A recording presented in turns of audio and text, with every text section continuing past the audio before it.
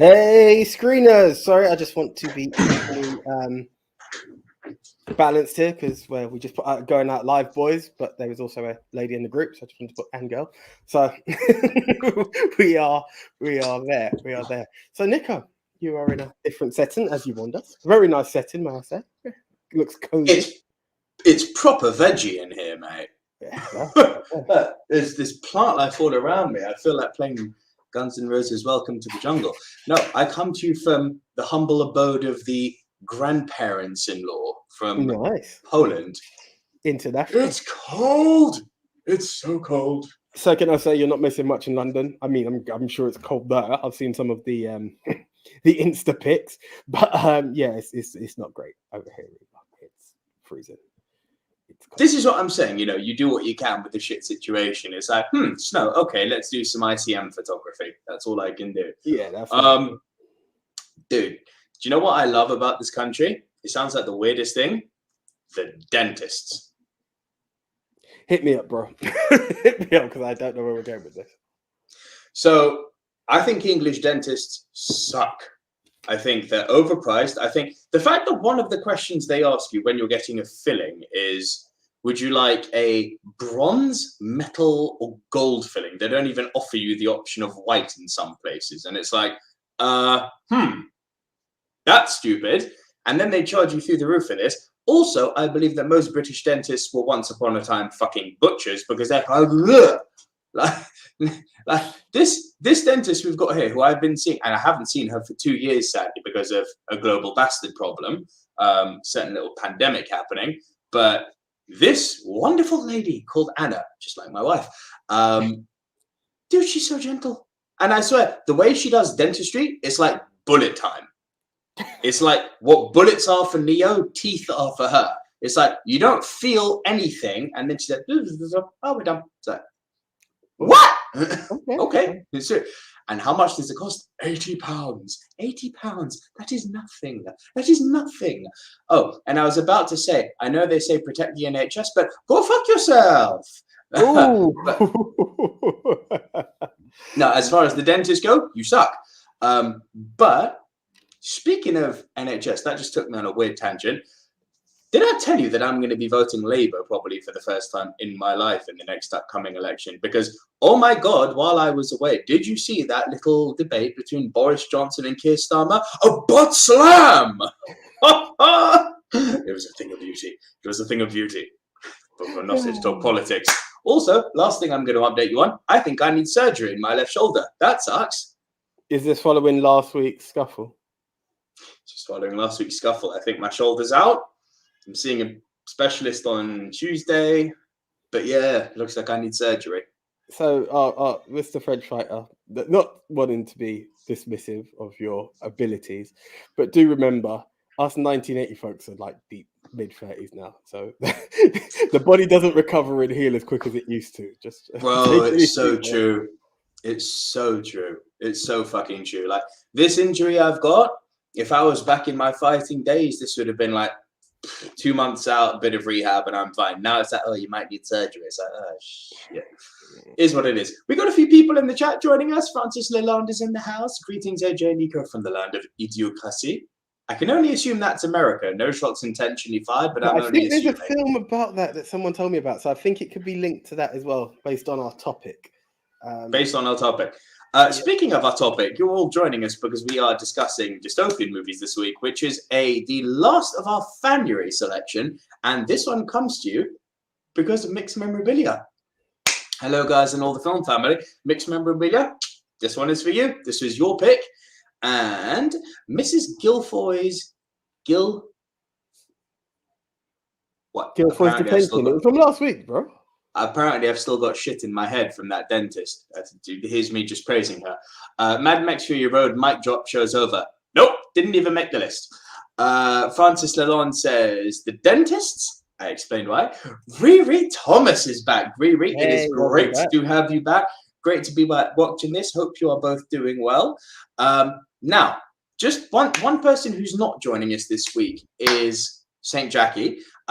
It's not for me to disclose why St. Jackie isn't joining us, but St. Jackie's going through a few difficult problems at the moment. I got a very lovely private message on Twitter the other day just to say, hey, I'm not joining this week because reasons. Again, not for me to disclose why. That's up to St. Jackie to do. But it's hard. It's not something I would wish on anyone. St. Jackie should be back next week or the week after, hopefully. But please, everyone who's joining us now in the chat, could you please send well wishes to St. Jackie and their family? Because, yeah, again, as I said, it's not for me to disclose what they're going through if they don't want me to, but it's quite tough and they need love and support from the film family. So please, from me and AJ, lots and lots of love to you, St. Jackie. Francis Lalonde says a little bit of both. Will Johnson is in the house. My pick for this topic. Oh, the Rover. Fuck, I forgot the Rover. Shit. And that's a movie I've been singing songs about for Robert Pattinson. Such a great underrated dystopian movie. Yes, it is. Yes, it fucking is. I fucking forgot the Rover. God fucking damn it. It starts already. Gavin Mann's in the house. Good evening, all. Evening. Francis Lalonde sends Jackie a virtual hug. And Biff the Hobbit says, St. Jackie, feel better. St. Jackie, the film family is sending you love, my dear. All the way to Brazil. Love to hear. All the way to Brazil. Stuff about me. Oh, shit. AJ, our favorite. Well, there's no favorites here. Chris is here. Good afternoon from the frozen, snow-ridden badlands of the American North. Chris Trangrove, good afternoon to you from the frozen, snow-ridden badlands of southern Poland. And good evening from the cold but no snow ridden, no snow as yet, London. Yeah, it's a toughie. It's a toughie. Let's get this camera down a little bit. So it's not just. Hey, Tucky. Tucky's just said. Oh, hold on. I'm God. So let's go through. Mixed Memorabilia says blessings to St. Jackie. Hope all works out well. Andy Hart. Evening to you as well, sir. I'm concerned about Nico's list due to self-imposed constraints. Interesting. I'll go into this. Tucky, evening all. Francis Lalonde, Michigan, US. Cold. And Frank Torres. Hello, friends. Hope you're both well. What are you guys watching on TV these days? Afterlife. Not much, because I'm trying to squeeze films in like nobody's business. So that's kind of my thing at the moment. But there's a few. Which one are you watching? Afterlife, the Ricky Gervais show. Okay, there's meant to be a really good Netflix series that they've apparently put out. Please don't watch too late at night. I can't remember what it's called. It's a new series. It is a Netflix series. Yeah, I know that one is, but there's another one out there that's just come out this month. But yeah, a lot of catching up. Oh God, this week. Oh, the Lord of the Rings. The Lord of the Rings trailer dropped. Oh, it is everything, and it is also nothing, and that's why it's awesome. All we get is 3 rings for the elven kings under the sky, 7 for the dwarf lords in their halls of stone, 9 for mortal men doomed to die, 1 for the dark lord on his dark throne in the land of Mordor where the shadows lie, and a ring being made, cut to black, and it's like, thank you, that's all I need. Because now, do you know what this is, AJ? Oh. Do you know what it is? What's this? Sorry. No, Will Johnson's planning on writing a short film. Will, that sounds awesome. Will make it. I will edit it for you. Yeah, and we will review it. That's what we do. Word 789. Hi. Tucky says Wall-E, X-Men Days of Future Past, and 8 others, possibly. X-Men Days of Future Past, never. Wall-E, maybe. Mixed Memorabilia, binge watch Ozark new season. I need to actually jump on the Ozark. I need to get on Ozark. And Gavin Mann, Nico and AJ hope Aladdin London. AJ, think. No, stop. You stop drinking right now. Oh, yeah. Gavin Mann's obviously listened to some of our old episodes. A lad in London. Yeah, sorry. Yeah. That's an internal joke, AJ. Come on. I know we're 5 seasons in, but you've got to keep the old jokes going. God, we haven't brought that one up in a while, yeah. And yes, indeed, Francis Lalonde, thumbs up to Will Johnson for the screenplay. And Riri Thomas says, a cold Edinburgh here also. Afterlife is great, Nico. I have to say, I think season 2 is the best personally. I'm with you on that. 100% with you on that. But yeah, AJ, check out Afterlife. Really fucking good. Cool. Really, really good. But Andy, you don't need to be too concerned about my what is this restraints you've put on yourself? I think it's very, very important to distinguish between dystopian and post-apocalyptic. I can agree. There's one that I put in that was post-apocalyptic, a mix of the two.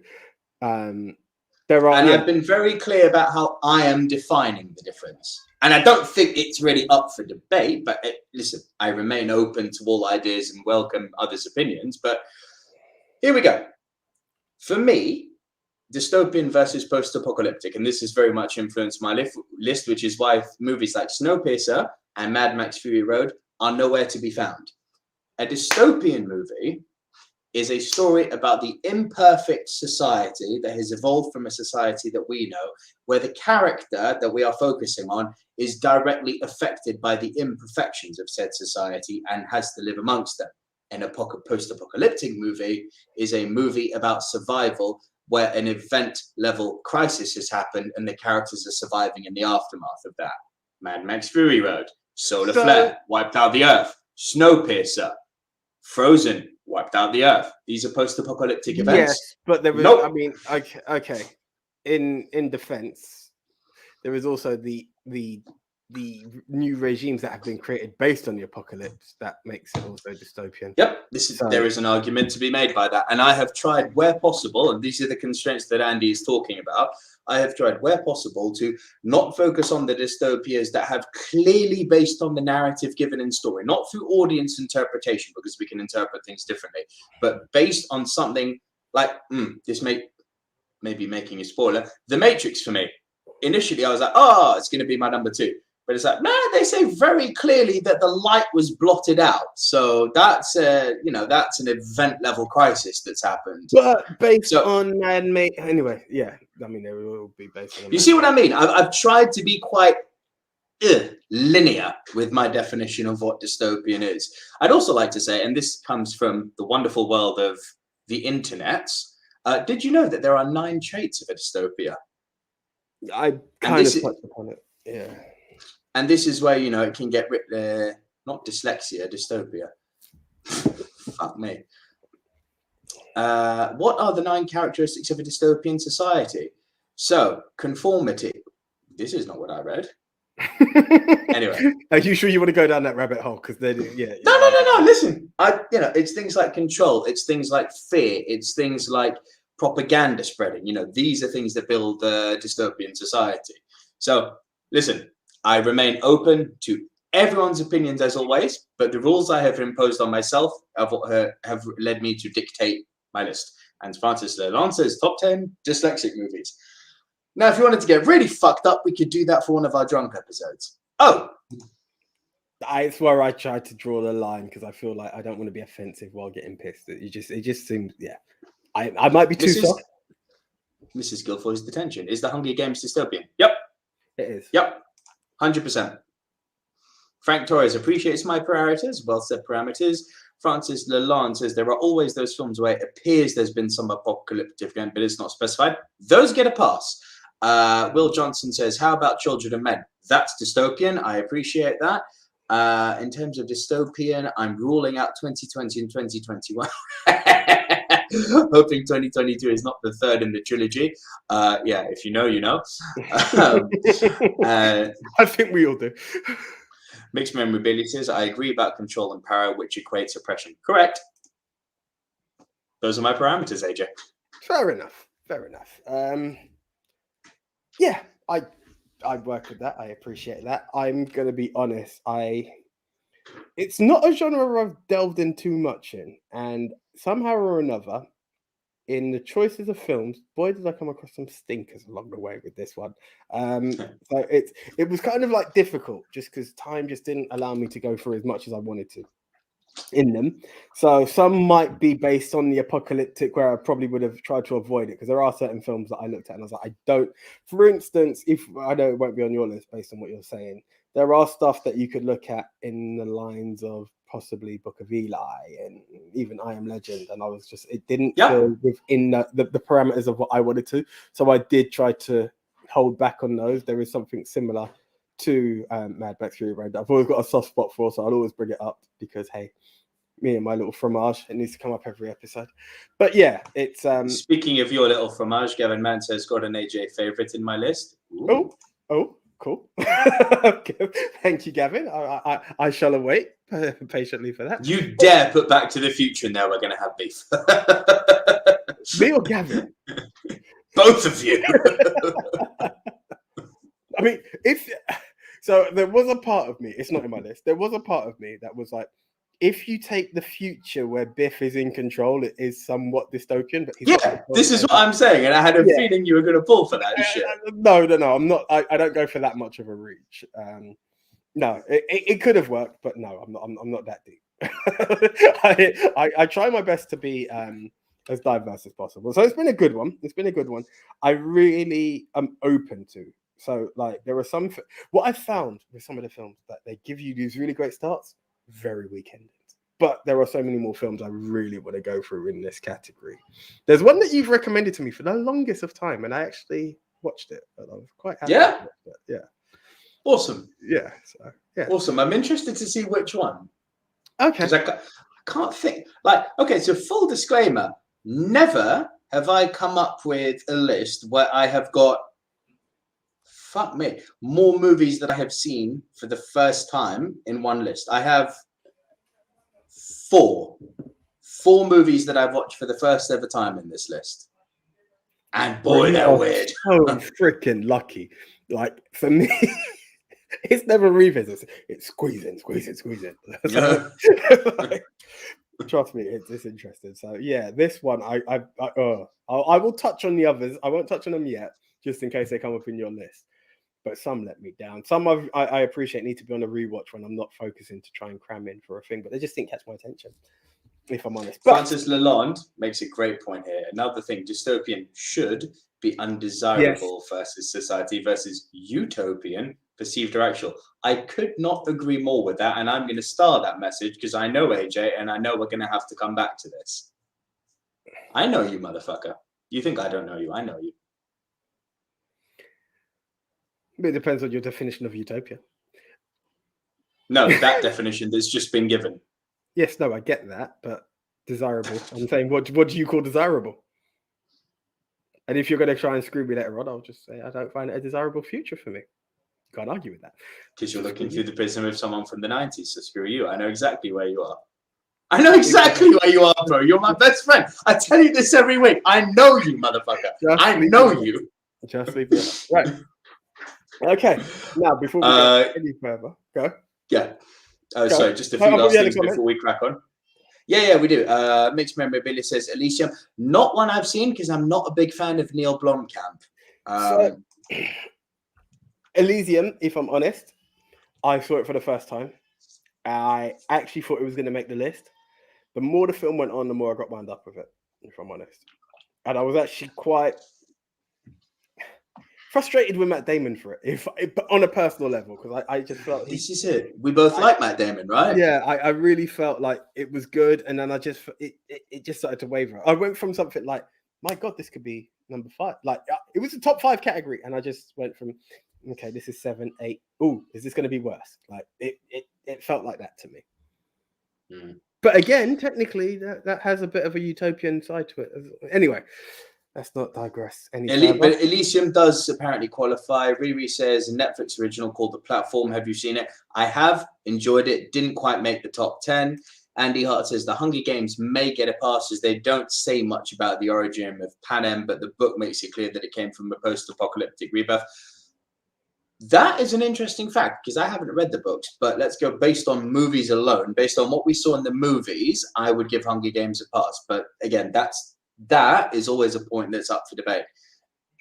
Francis Lalonde says desirable. The Island. Yep. Correct. Gavin Mann says all of mine are a bit more mainstream. Swap my 1 and 2 as it works better as a dystopian film. Haha. We shall see later. Hold on. Okay. I know. Yeah. Mixed Memorabilia says this is going to be interesting. Gavin Mann says, speaking of Matt Damon, I had Team America in my list, but I felt it was such a reach. No, I would have accepted that quite happily. Very, very happily. Mixed Memorabilia, you must be the only person other than me who's heard of Punishment Park. You're damn right that's on my list. Fair play. That's a spoiler. Fair play. Right, Nico, would you like to tell everyone what the Movie Mount Rushmore is all about? Basically, it's a top 10 show between 2 best friends from school who have been friends for over 20 years now.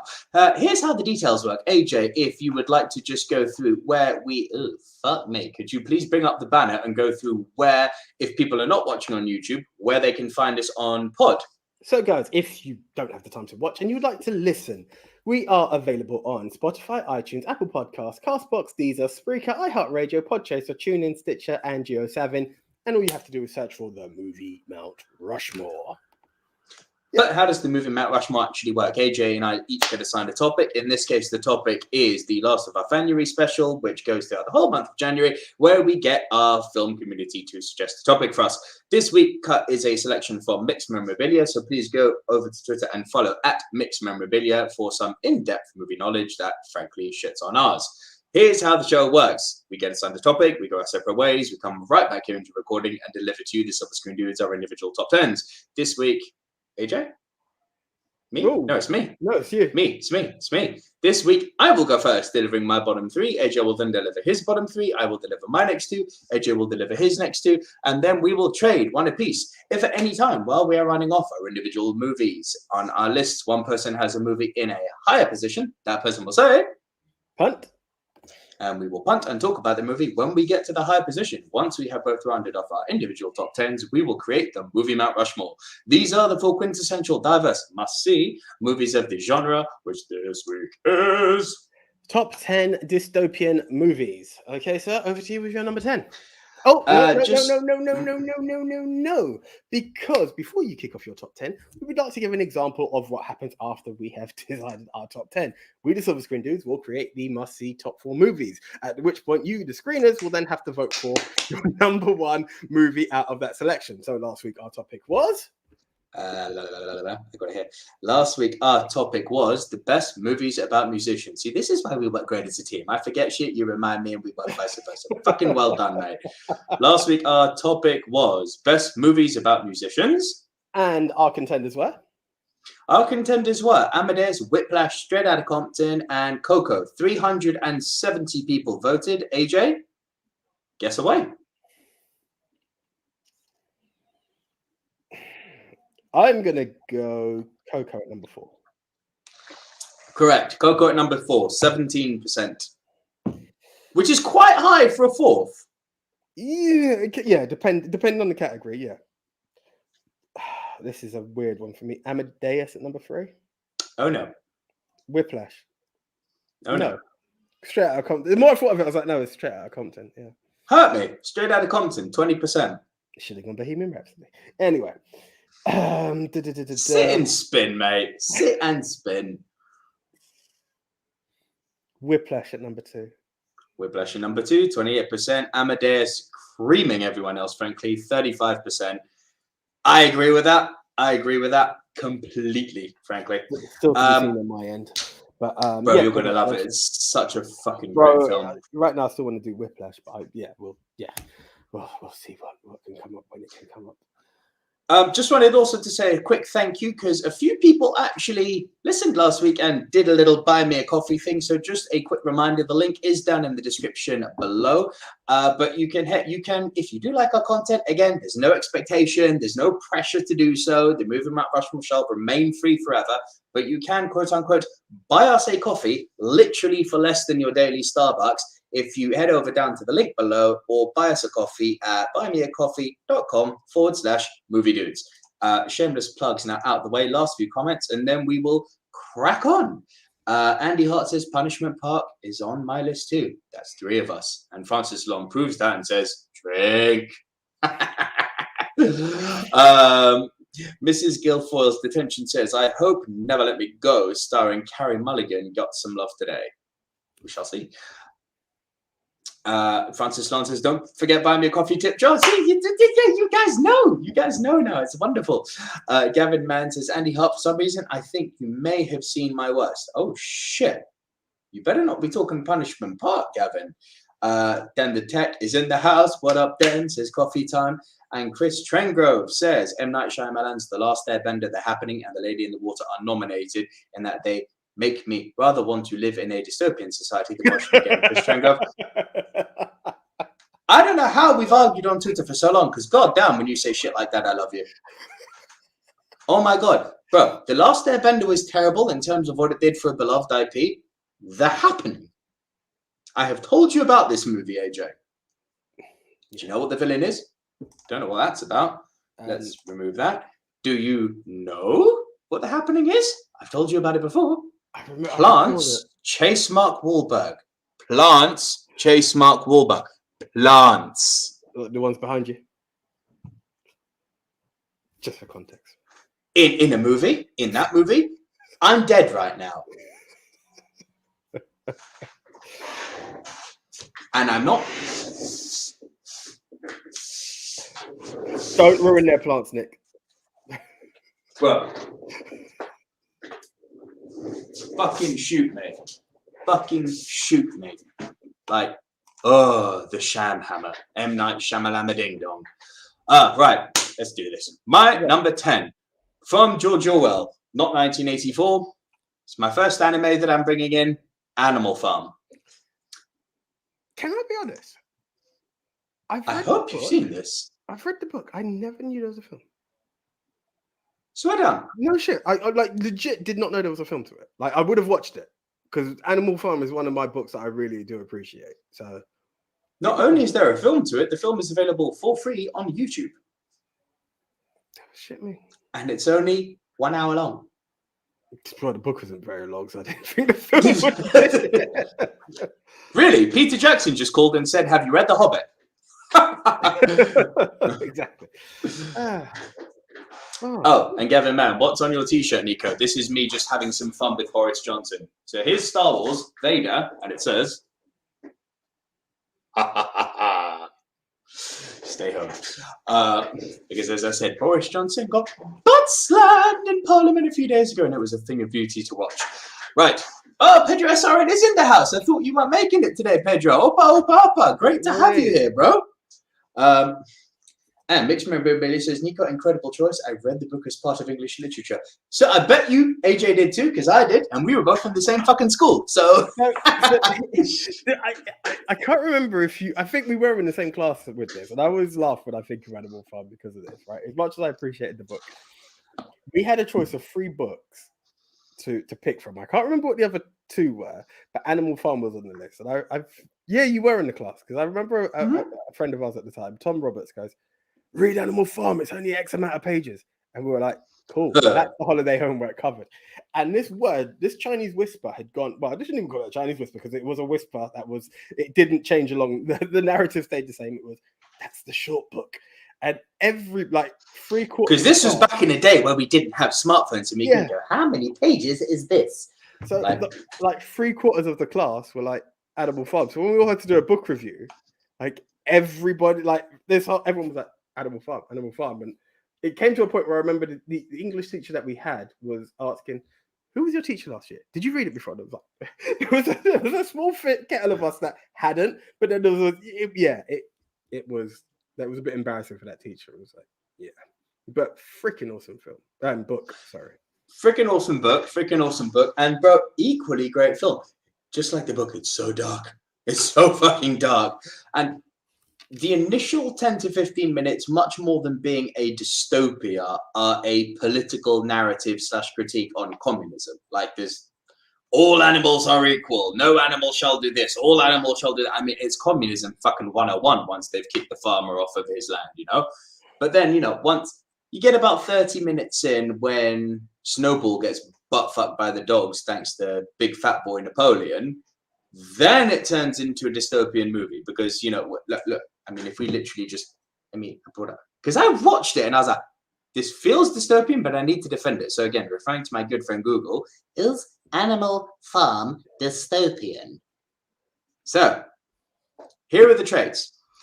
It is based on 5 out of the 9 traits of dystopia: restriction, fear, dehumanization, conformity, and control. And when you look at it through the prism of knowing these traits, it's like, oh shit, yeah, it's proper dystopian. Like, wow.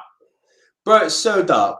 It is so fucking dark. And some people have criticized the ending, and that, the pigs get overthrown and the animals revolt once again.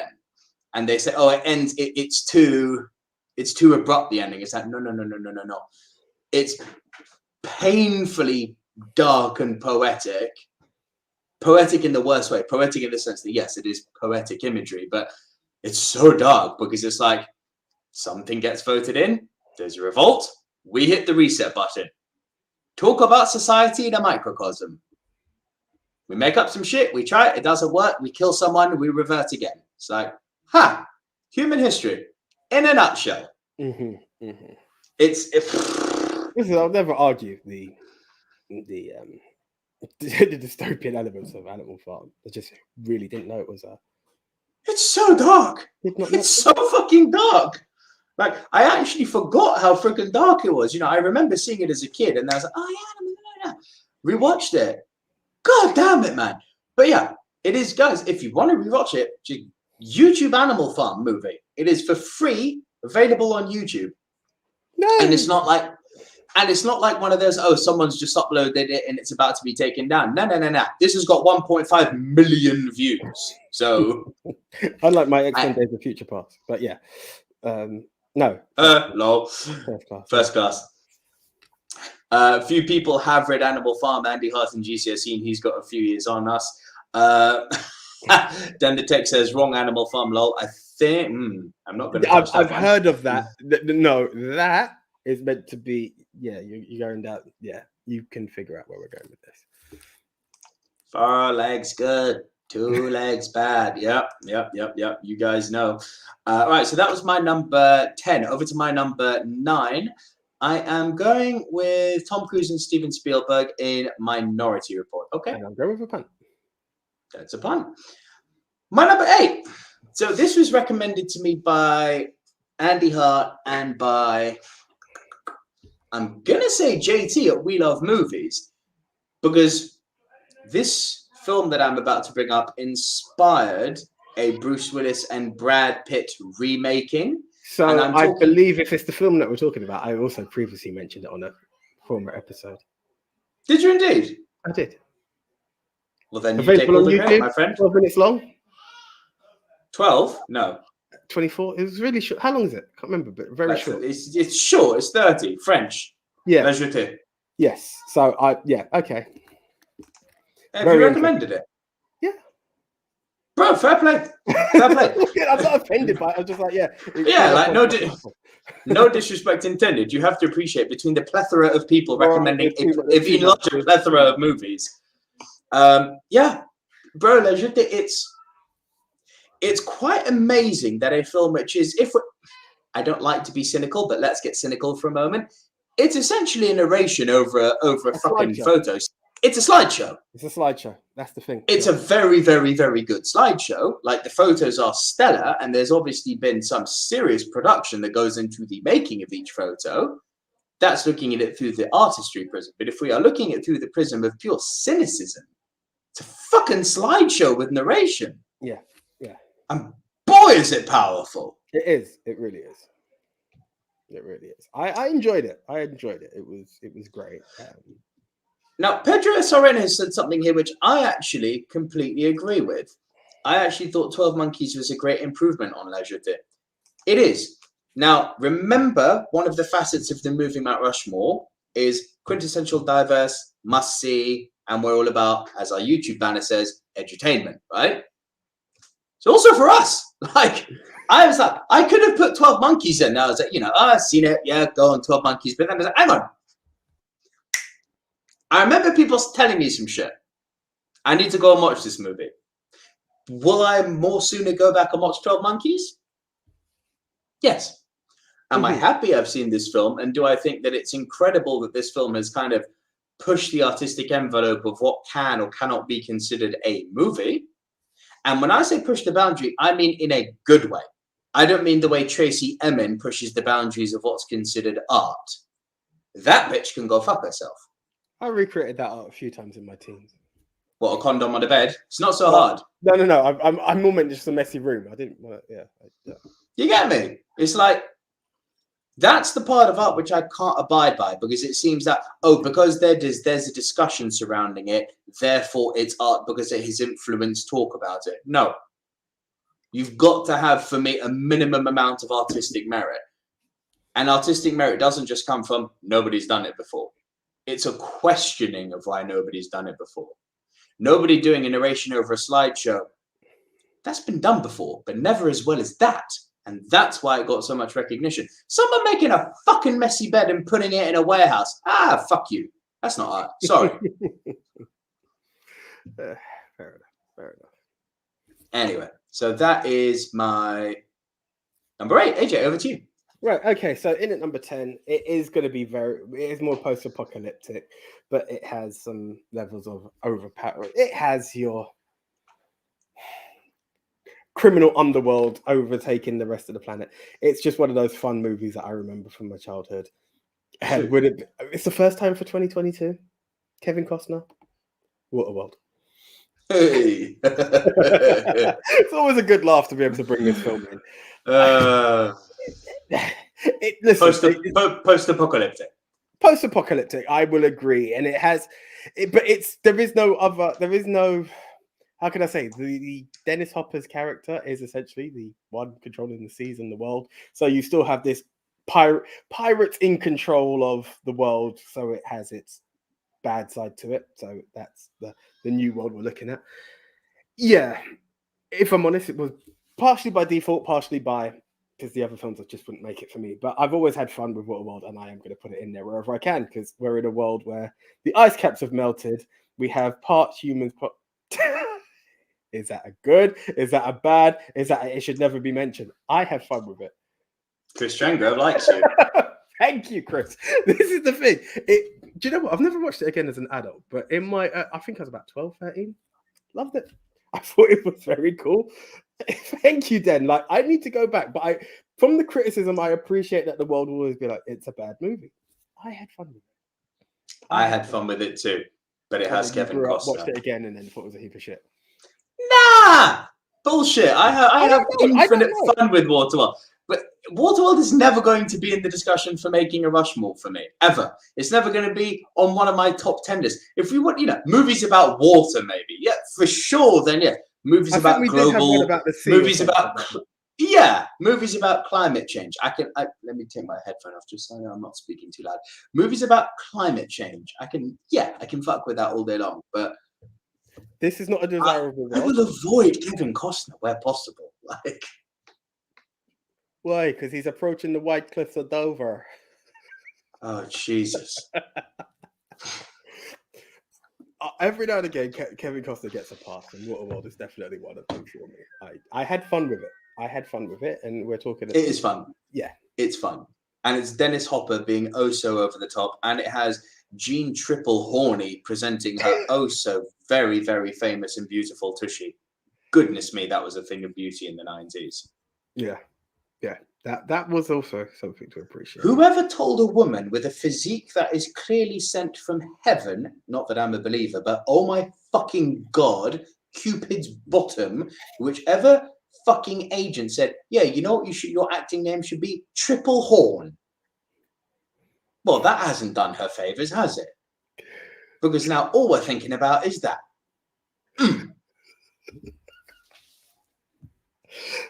That is one way of breaking it down, yeah. So yes, that was my number 10. In at number 9, when we done another, I think it was films in the 70s. This one. Sorry. Go. Movies about fishmen. Do you know? I'm still Can you imagine a Rushmore? Do you know what? with like the Shape of Water would never make the list, but I can't bring myself to watch it.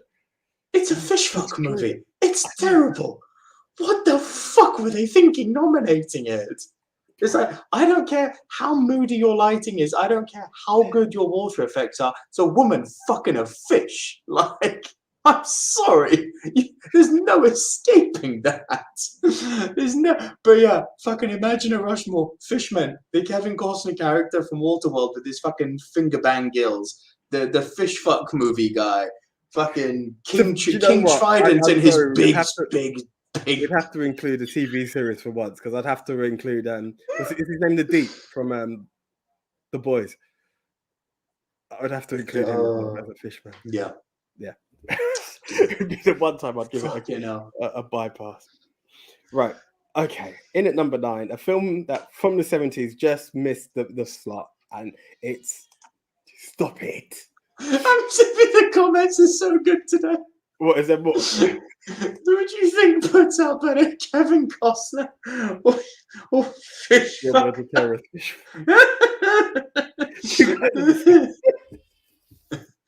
Oh god. Francis Arm says the sea was angry that day, my friend. And Frank Torres says, honestly, I'd watch Waterworld again before yes! Fuck yes! Fuck yes! Doesn't fireplace count? That's an interesting one. Do we count aliens as being event level crises? That to me, I mean, you could. Will Johnson, if you can come up with an argument for it, I'll listen to it. I mean, it's possible. It's possible. God no. AJ, I don't think you're a Jay and Silent Bob fan, but Mark Hamill, aka fucking the Joker and Luke Skywalker, plays a villain in Jay and Silent Bob Strike Back called Cockknocker. Is this what Francis got retweeted for? This is what Francis got retweeted and pinned, for. May I say? And pinned by Mark Hamill himself. Fuck. Cockknocker. Very good. Next. Right. Okay, so the one from the 70s that just missed out on being mentioned on either of our lists, and I thought this is a nice time to honor it now. The Warriors. Warriors come out to play. I don't find that guy very disturbing, man. He's yeah. But yeah, this is it's weird because we talk about the power struggle that you would talk about in Dystopia. This one is just a guy, like it's a series of gangs. So, and for some reason, the Warriors become excommunicado and have to get from one end of town to another. And well, they get framed. It's not for some reason. They get framed for killing head honcho. That's a very good reason. Good point. Yeah. And yeah, so I always remember this. The summer that I discovered the Warriors, I discovered everything about the Warriors. I discovered the film and I've discovered the video game. So I remember sorry, I thought that sentence was going to end very differently. Like what? The summer I discovered Warriors, I discovered masturbation or something. No, Ajax is not what was getting my fucking rocks off, bro. Like, where the fuck are you going? I'm sorry, I've had a lot of drugs today. Yeah, no. Can you dig it? I'm proper mature. As I said, I've had a lot of painkillers for my shoulder and topped it up with alcohol, so I may be a little bit loopy tonight. Woo! Yeah, no. The video game, which was nuts as well, and it just fit, and it was like I'd heard of the Warriors, never seen it, never come across it, and all in one go, I was just like watching and playing. What? Dan doesn't agree with you. Not a dystopia. For what reason? Yeah, Dan, if elaborate on that one, because I'm in a with world AJ controlled by gangs. Yeah, conformity, and control, fear. It's completely a dystopia. It's got right there 3 of the 9 traits of dystopia. That one. Carry on, AJ. Carry on. I'm waiting for Den to come back on this. Yeah, I would like to hear that, but yeah, you kind of covered the reasons of what I put behind it, and it was just a great movie that I was really taken back by. It's I wouldn't say adventure, but it has that. How can I describe the Warriors in a nutshell? It was something different. It's something different and to be embraced.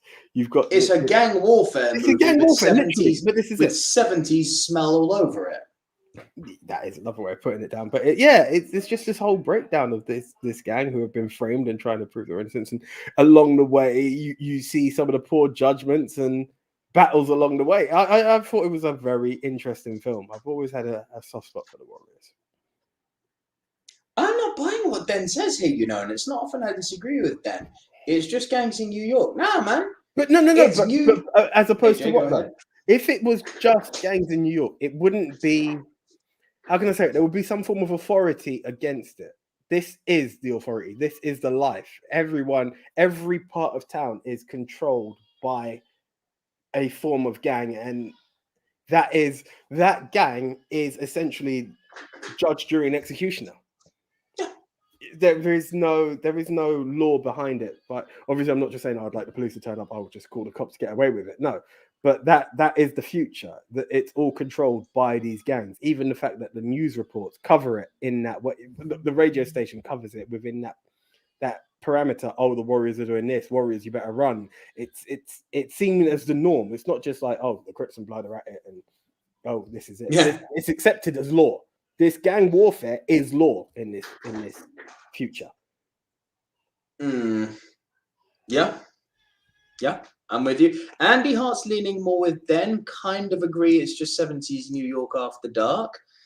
Mixed Memorabilia says The Warriors is brilliant. Dystopian wouldn't be the first genre that comes to mind, but I guess it has qualified quality credentials. Pedro Soren says Escape from LA or New York, I guess, would certainly qualify here. Oh, most definitely. It Most does. definitely. I'm just not the biggest fan of that film, having rewatched it. You don't like Escape from New York? I watched it. I just thought Kurt Russell just didn't deliver. It just didn't. Bro, Snake Plissken, come on. I'd take Snake from Metal Gear. I know it was the blueprint to create that guy, but it just bro, it just didn't hit me. Yeah, fair enough. I literally watched it and I was like, it just didn't have it. Do you know what it was? It came in with the edge, and then I just felt it weakened the more I watched it later on, and the further on the film went, and I just couldn't. No, I even thought. Gavin Mann says, any of you guys got John Carpenter?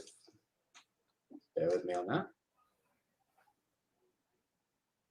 Is that a film or is it? No, John Carpenter's a director, bro. No. I'm saying in the locker. Is that meant to be, or is it a question of like, have we got it coming up? As in coming, I don't think I do, Gavin. You know, Riri Thomas says, in both of your opinions, is it controversial to not really care for the Hunger Games films? Have you seen them, AJ? So if I'm honest with you, I've always dabbled with number one, and I keep like I always get distracted for one reason or another. I'm in the process of watching it for this topic, and I thought I'd finish it, and I didn't. So this is currently my download on Netflix. I'll say this then. I don't want to. I can't comment just yet because I don't know if it's coming up in your list. But I found it a child version of an Arnie movie that is very similar. This kind of you need to survive and Japanese. There's also a Japanese one as well that you can refer it to. It just felt like a tamer version of. I'm not saying I've not enjoyed it. Even rewatching it, I'm appreciating it. And had I finished it, it probably would have made the list. But it's not. I'll say this. I can't comment without really taking it in. I enjoyed Hunger Games Part 1. I really enjoyed Hunger Games Part 2, and then they went to shit. So really, no, I don't think. 4. You've got Hunger Games, Catching Fire, Mockingjay Part 1 and Part 2. That's it, yeah. Pedro says, I wouldn't think of Warriors as dystopian either, but I would with a Clockwork Orange. So, Clockwork Orange, I have left off simply because I bring it up too much. And I don't want you guys who tune in weekly just to hear me go, well, once again, how great Stanley Kubrick is and how crazy fucking good Andy McDowell is in that film. Sorry, Malcolm McDowell. Woo! Different actor. Different gender. Whew. Gavin Mann is disappointed in you for not having any John Carpenter, AJ. Chris Trengroff says, does the second act of The Lion King qualify? I mean, good point. You could make an argument for it. I'd listen to it. I wouldn't pick it, but I would listen to an argument for that. I'm really sorry, Gavin. I'm trying to think which John Carpenter. I'm really upset with myself now. Sorry. Oh dear. And Guilfoy's Detention here says Schindler's List is my number one dystopian movie. How do we? That can't qualify that. Because we're talking about a future, normally set in the future, and it's actual. Doesn't have to be normally set in the future. Okay, but so a parameter that it normally is, but more to the point, how can I say it? I mean, Hitler's vision of what the world should be based on how Auschwitz was functioning is pretty fucking dystopic, mate. No, I'm not saying no, but I wouldn't go with it either. It's a historical moment as opposed to a fiction. It's an imagination, isn't it? By my definition. It could be a stark warning, but I don't believe. Yeah, I think something that's definitely a stark warning. Tucky asks, A Quiet Place 1 and 2, post-apocalyptic, alien invasion. I'll listen to all of those. Not sure I would say dystopian, because again, based on the definition that I gave at the top of the show, the imperfect society in which the character is trying to survive. I mean, at this point, A Quiet Place Part 1 and 2 aren't even a fucking society anymore. It's literally survival of an event. So that's why I put them as post-apocalyptic. Den the Text has only seen 1 and 2. I guess that's basing off the Hunger Games. Gavin Mann says Snake Plissken is one of the greatest characters invented. That's what the sad face was for. I couldn't get into it. Honestly, like, this is, was watching it and I just was like, yeah. Pedro second stat, Snake Plissken might be Kurt Russell at his best. I would say Kurt Russell at his best, hope you don't shoot me, is probably him in The Thing. I'm not even going to mention it because people will shoot me for what I've enjoyed Kurt Russell in. So Big Trouble in Little China? I was going to say Overboard, but we'll leave it there. Oh, behave. Your next movie, AJ. Your next, please. Next movie. Right, sorry. So where were we? That was my number 9. In at number 8, Dredd. Fine. Okay. My number 7. I need to bring in Arnold Schwarzenegger here. We are going to talk about. I nearly went with The Running Man. That's one of the Hunger. I felt Hunger Games was nearly went with The Running Man. Nearly went with The Running Man, but I've gone with Total Recall. I have gone with Total Recall. Do you know my thing with these films, right? Both Running Man and Total Recall. I just need to rewatch them. I saw them so young, I'm blanking. So that was my reason for neither of them actually making my list. But it's a good film. Total Recall, do you know, it's fucking great fun. Do you know what? I actually think Total Recall has got surprising depths to it that a lot of people miss. And I'm not saying that sounded fucking arrogant as hell. I'm not saying that I'm putting myself on some higher understanding platform. No, but some just take it for a raw action movie as opposed to listening to the narrative. Yeah, there's more to it than that. There's so much more to it than that. I'll just say this. Remember the final shot of the movie? Blue skies on Mars? That's some Inception level ending for you there. Real talk. Is he still in or has Mars been cleaned? Is he still in or has Mars been cleaned? That ending alone is just fucking awesome. But Total Recall is genuinely brilliant. You've got Schwarzenegger and, say it with me, AJ, Sharon Stone. Sharon Stone's always something to appreciate. And Michael Ironside. Who the fuck doesn't like Michael Ironside? Speaking of Michael Ironside, I nearly actually went with Starship Troopers on this. Nearly. Because Michael Ironside is Ironside. So fucking good. But yeah, Total Recall it's dystopian as you get. The world has got so shit that you literally buy holidays to get implanted in your brain to forget how shit the world is. We've become over-reliant on technology. We've become overworked, overcrowded. We've become so fucking bad at running our own planet that people are literally emigrating to Mars to get the fuck out of Dodge. That's dystopian. Just happens to be, and Mars isn't much better, can we just add? It's just kind of at the other end of the spectrum. It's like, so we've overpopulated this and we're trying to populate this one. They're both fucked up. Complete condemnation on humankind. But just to be, and again, this is because I'm jaded as hell. I remember seeing the film. It's not post-apocalyptic, just to keep within your parameters. The Earth isn't like some form of I can't remember it. I have to be honest. Earth is fine. It's overpopulated, but it's fine. Francis Land, I gotta say this. Get your ass to Mars. Get your ass to Mars. This is what I'm saying. Then this is what I'm saying. Was it real or not? Blue skies on Mars. I'm telling you, you heard it here first. Total Recall inspired Inception. Nolan owes Arnie. Fucking line I never thought I would say. Yeah. Pedro rightfully says the remake showed us how shitty that film could have turned out if not for Paul Verhoeven. Too damn right. So Paul Verhoeven also did RoboCop, which again could have been dystopian. Yeah. Gavin Mann says you are allowed more than one Arnie. This is on my list. What a classic it is. Apparently the viewers are 50-50 on whether or not he was really dreaming. And that's what's so fucking wonderful about it. This is what you call art. This is what I was referring to earlier with the Tracy Emin discussion. It's not, someone never put a condom on a bed before. Boom, art. Now people are talking about it. Is it art? Is it not? Oh, she's so avant-garde. No, she's such a twat. This is interesting because it's a matter of, is he still in it? Is he not? We're not questioning the merits of the art. We're questioning what the art meant. That's the interesting part. And I'm sorry, if you're now going to turn around and be I was going to say Camden. I like Camden. If you're going to be a Shoreditch Chihuahua walking, avocado fucking poached egg eating, Gymshark wearing, beardo weirdo wanker who wants to say, oh, but the very fact that you're questioning Tracy Emin's work means it has artistic merit, you're a knob. I stand by that. I don't like Tracy Emin, and I don't like what she's done to art. You think? Based on those comments, I'm not surprised. Oh, yeah.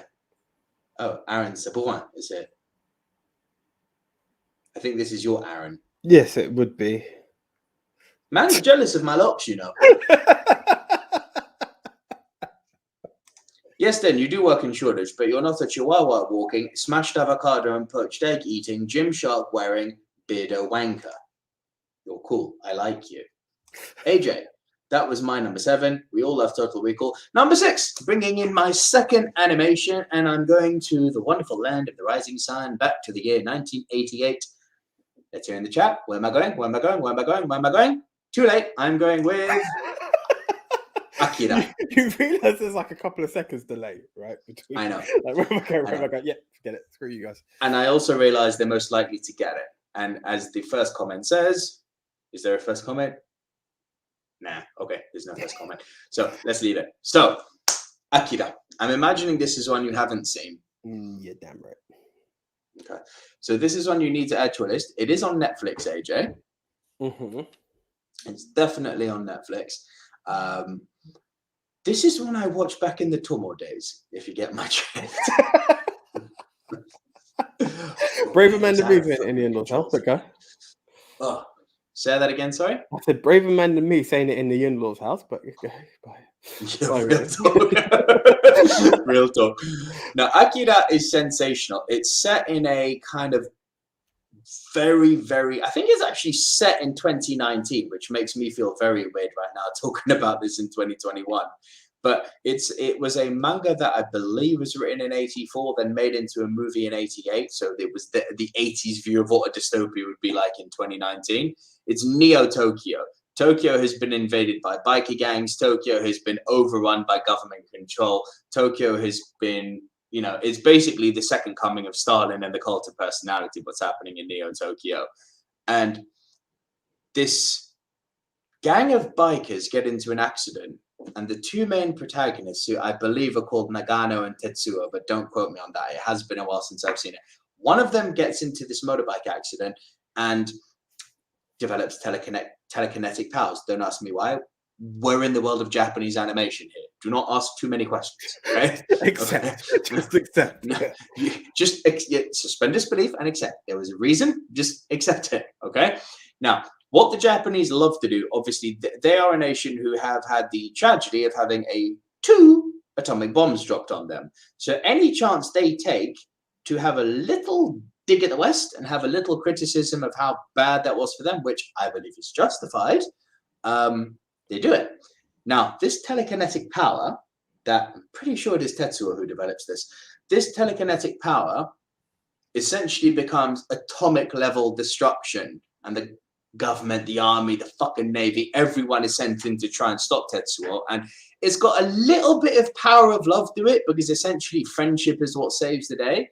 But if you want an incredible outlook from an 80s point of view, from an alternative culture's point of view about what a dystopia looks like, man, Akira is sensational. And also, it's not Akira. Just the same way as it's not Ryu. But anyway, hold on. One, I don't even want to get into it, but that one is pronunciation. How can I say it? One's adding a tone, whereas Ryu and Ryu would be completely different. I'm not actually trying to impersonate. It's not tone. It's which. This is again a Japanese writing thing. It's about where you would put the accent, where the emphasis would be. So it's nothing to do with tone. It would be like me calling you Ajay instead of AJ. you know. But again, that sounds more. That sounds more Ryu. Yeah. I don't know. Because this one we're going with Akira. Like it's a key kit.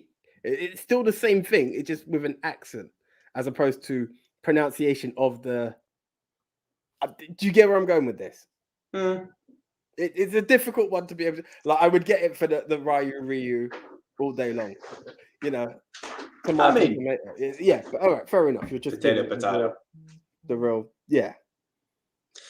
Missed one here for Mixed Memorabilia. Sorry, Mixed Memorabilia says Total Recall definitely has less than the timeless. You can watch that film today, and it is still has you wanting more. Sorry, I mixed that. I missed that one earlier. Mixed Memorabilia. I don't doubt that. It's just been absolutely forever since I've seen it. But it's so good. Oh, I don't doubt it. I haven't seen the remake. I didn't want to touch the remake, to be honest, even though. And I missed a fucking few comments here. Chris Trangrove said regarding Total Recall, Paul Verhoeven is one of the most underrated living directors, largely because most viewers only see the pulpy genre pieces in which he's wrapping his brilliant satire commentary. Yep, agreed. Gavin Mann says, and Michael Ironside, The Art of How to Play a Bad Guy. I feel like Michael Ironside and Christoph Waltz would make an awesome baby, if that were possible. The ultimate villain. In it, though. Chris Trangrove guest Akira. Then the text says yes. Mixed Memorabilia went Ghost in the Shell. Gotcha. Got that one wrong, and it's very rare I get them. Pedro SRN says 100% on Verhoeven. SRM plus me. BFF. Okay, you two get it. Mixed Memorabilia. I am seeing your comments. Don't you worry. That was my bad for moving on too quickly. Pedro says Akira was a shock to me as a kid. Had never seen anything like it. I'd actually build on that and say to this day I've never seen anything like Akira. It's. Do you know what's really annoying? So unique. Do you know what's really annoying? That didn't come up on Netflix when I typed in Dystopian, which kind of gives me that angle that you talked about. Was it last week or the week before where you said Amazon kind of highlights it that bit better? Because this didn't come up. And if it is on Netflix, that's really annoying. Sorry, can we do a quick little test here?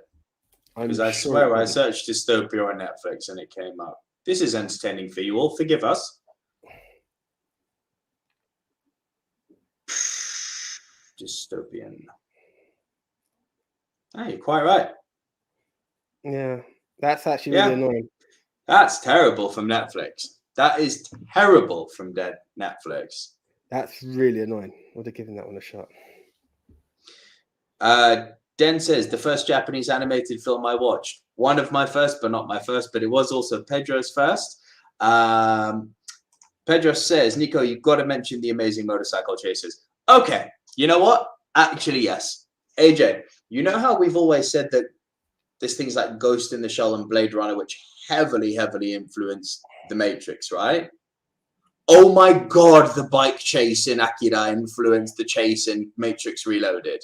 Okay. Oh, bro, the dynamism of that fucking chase. Do you know what? I'm actually so pissed off with myself talking about that chase now that didn't get mentioned in our chases episode. Yeah. That annoys the fuck out of me. I still maintain that Matrix Reloaded is the best chase I've ever seen in cinema. If you take it down to, especially if it influenced, right, and then you've got to talk animation versus real life, that will, photorealism will win, in my opinion. Most times, having something look live action. And then the tech knows that it is pronounced Akira. I say it like Nico. Riri Thomas says, by the way, a film you've mentioned in the past, Nico, Grave of the Fireflies. Tell me. I watched it recently and it was amazing. It feels dystopian in a lot of ways, heartbreaking, brilliant film. You've seen it now, haven't you? Yes, yeah. Oh my God, that was a heart-string pulling. I'm just trying to think. You only ever watched that film once. Only ever once. But I cannot stress this enough to everyone. Riri, I am so fucking happy you watched that. Thanks for sharing that. I emphasize this to everyone. If you have not seen Grave of the Fireflies, please seek it out. You'll initially hate me because it is so devastatingly fucking sad, but then you give it a few weeks, years, months maybe to recover from the trauma of that movie, and you look back and go, that was special, but I'm never watching it again. Do you know what? There's a touch of sad. You know when you just drop, when you start to think of something like that. Was, yeah, it's an emotional film. Like, yeah, stark reminder of what that film's about, man. That was a heartbreaker of a film. It's really sweet. It's sweet but sad. It's so sweet, but fuck that ending. Oh, that fucking ending. Gavin Mann's got me here, you know. Michael Ironside and Gary Oldman. Stick Christoph Waltz in there, make it a fucking threesome. The best villains ever. Akira is an all-time classic. You goddamn right it is. Mixed memorabilia.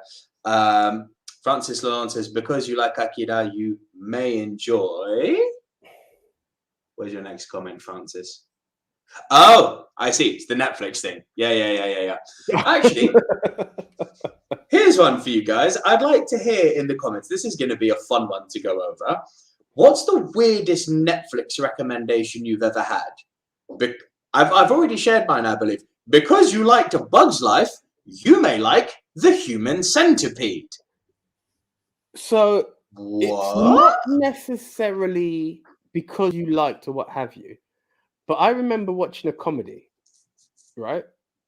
Finished it on Netflix, and you know it starts to like load the next show. Yeah. I then had a comedy followed by American Murder, The Family Next Door. That was weird. That was a weird follow-up. Have you watched that documentary? That played on my mind for days. Possibly. Yeah. No, it was a fucked up documentary, man. Yeah, that was. I'll check it out then. Let me add that. Sorry, actually, I'll do it after. I've just written it down. I'll PM it to you. PM, please. Andy Hart says, on the subject of Paul Verhoeven, Black Book is excellent. I need to check that one out. Pedro says, going to look up this Chase episode. So, Pedro, it's not on YouTube. You'd have to listen to that one on Pod. Yeah, that one's a pod episode. That would. So go back and check that one out on our pod network. God, yeah, but we recorded it online, didn't we? That's weird. So yes, it's last season. Yep. Mixed Memorabilia says, does Street Fighter 2 have dystopian quality? There's a Street Fighter 2. I think that's that. Are we talking The Legend of Chun-Li? No. That's that anime that we still need to. I'm sure I've seen it, but I'm blanking when it comes to it. But yeah, it's that anime. Big Tone mentioned it to us as well as Den. Okay. They both like laid into us about that. I do remember, like, you haven't seen it. So many fucking movies to watch. It's crazy. Too many. It's ridiculous. Pedro and Chris are both on this. Grave of the Fireflies is so heartbreaking, and Chris says Grave of the Fireflies will break every single one of you. He's not kidding. If you don't, he's not kidding. You are without a heart. I have to be honest. It's as simple as that. Wait, Thomas, this is a good one. Watched Afterlife recently, then got recommended American Psycho. And you know what's really fucked up? There are actually similarities between Bale and Gervais in those two shows. So I see that. Liverpool Music says, you like Skyfall. May I recommend No Time to Die? Winner, chicken dinner. Fucking winner, chicken dinner. Love it. Biff the Hobbit says, the weirdest Netflix recommendation, The Discovery 2017. Scientists proved the existence of an afterlife and suicide rates.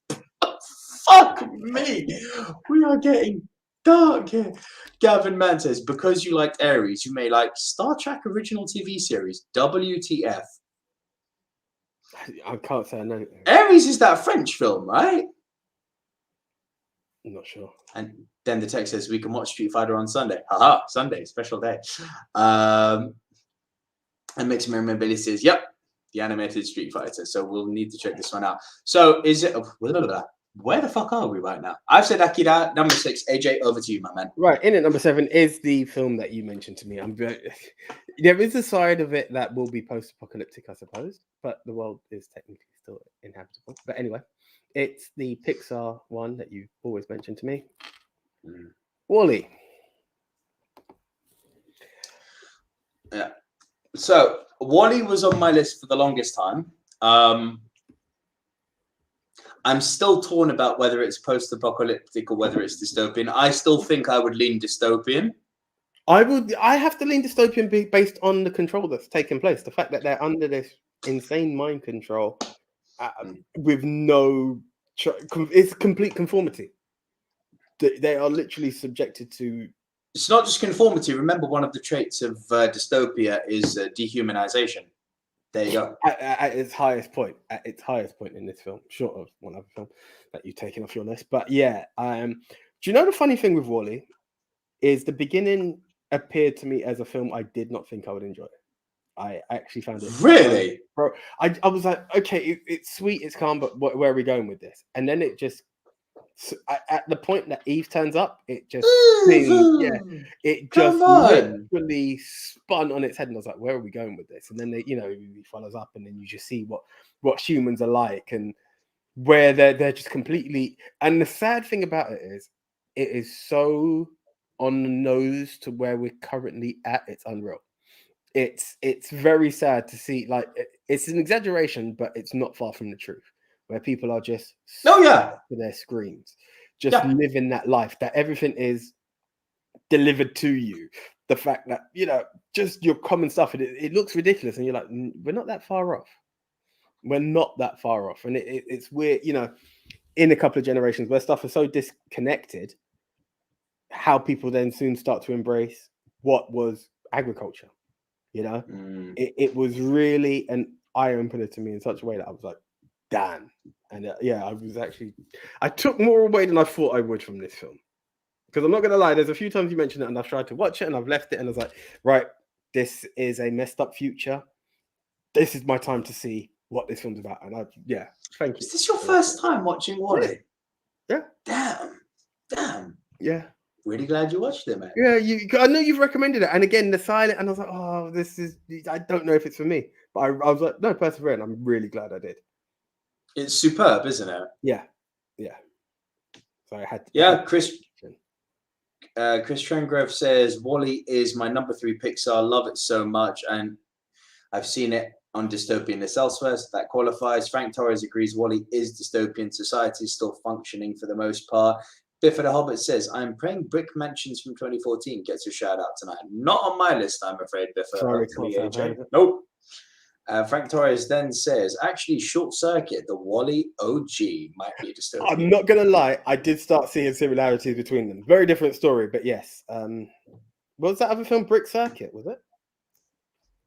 Brick Mansion. Brick Mansion. I just literally merged 2 comments in one. How dare I? Sorry, guys. Mixed Memorabilia says, awesome point, AJ. And then Gavin Mann says, I took WALL-E off my list as dystopian. Isn't the first thing I think of when comparing it to the others, although really great film and one of Pixar's best. Agree, definitely one of Pixar's best. Comment down below your favorite Pixar movie. And here we go. Your favorite Pixar movie. And while we're waiting for those to come in, AJ, your number 6. Right, this is the meat on the bone of your number 8. I'm talking Brad Pitt and Bruce Willis, 12 Monkeys. Yeah. Great. I mean, great. We mentioned it, as you said. If it wasn't for the edutainment part, and I know I hadn't put it on the list before. I would have gone the same way as you. But as I said, it's just meat on the bones. This whole story of Lajeté / it's just expanding on it, and I think they just really delivered really well on.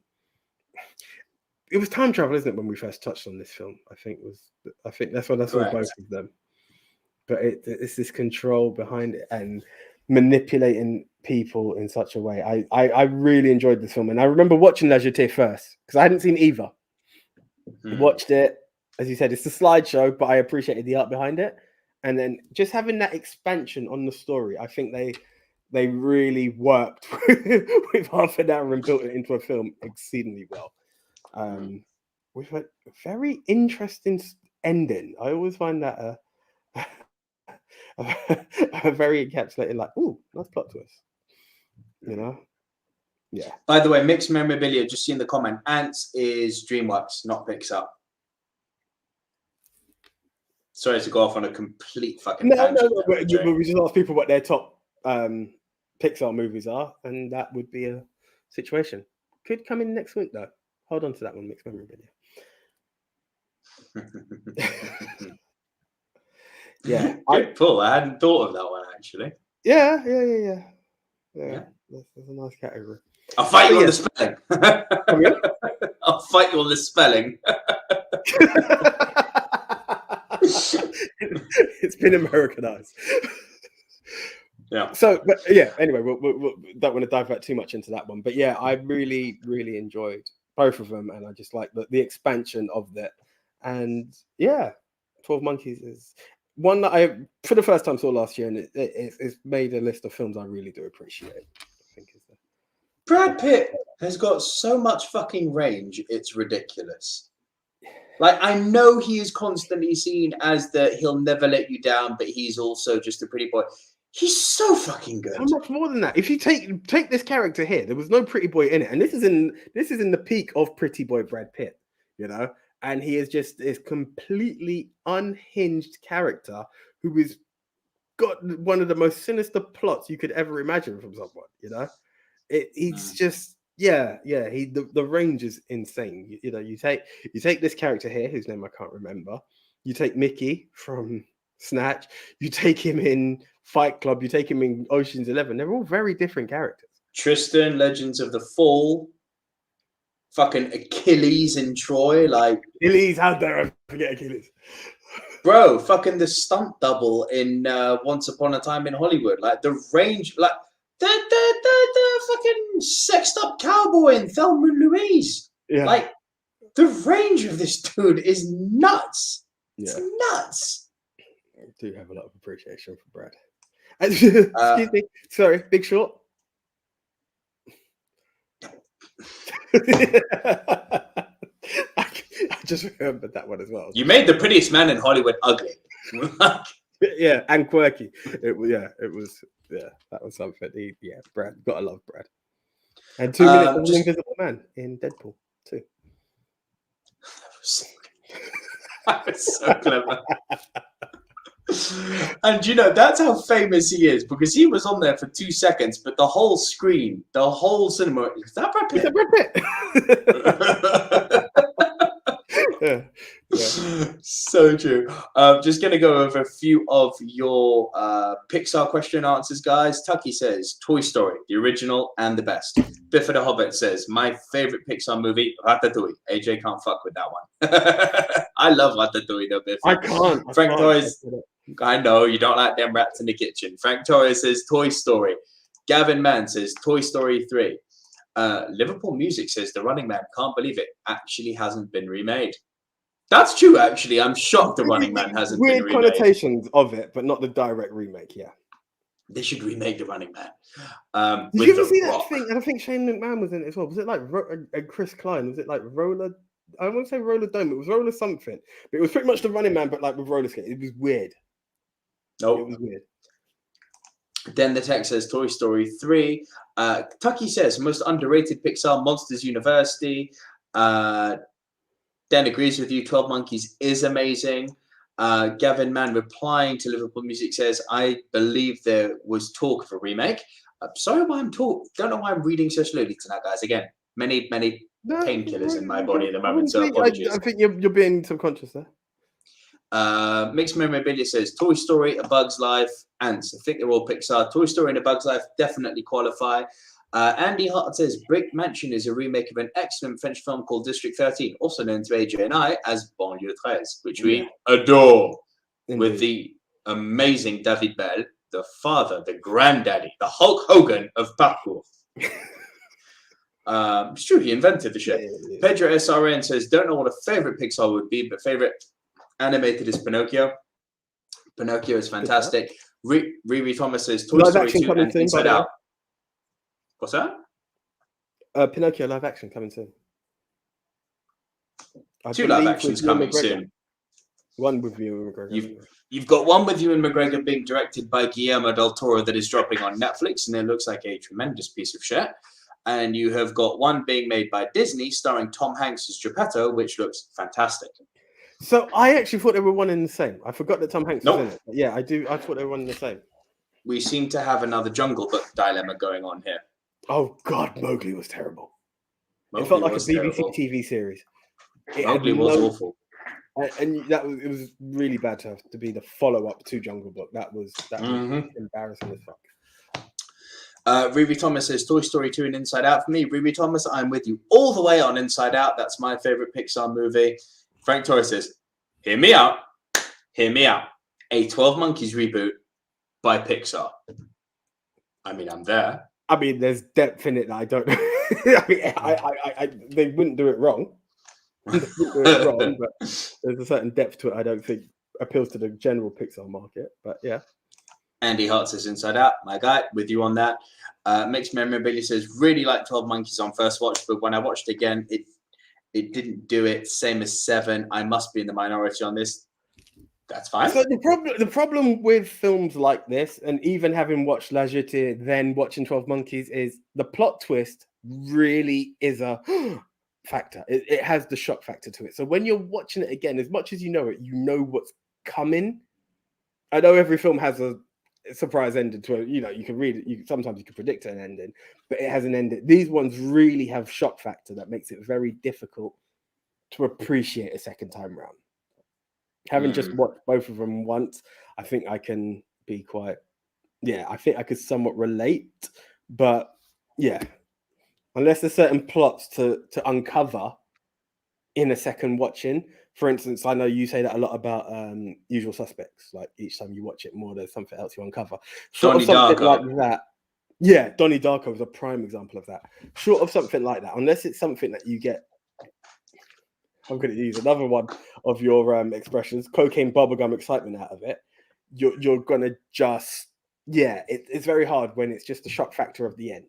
You know, Fight Club is semi like that as well. It's like once the shock factor's there. No, it is. It absolutely is. Yeah, you're gonna get an enjoyment out of it, but it will never be the same as the first time.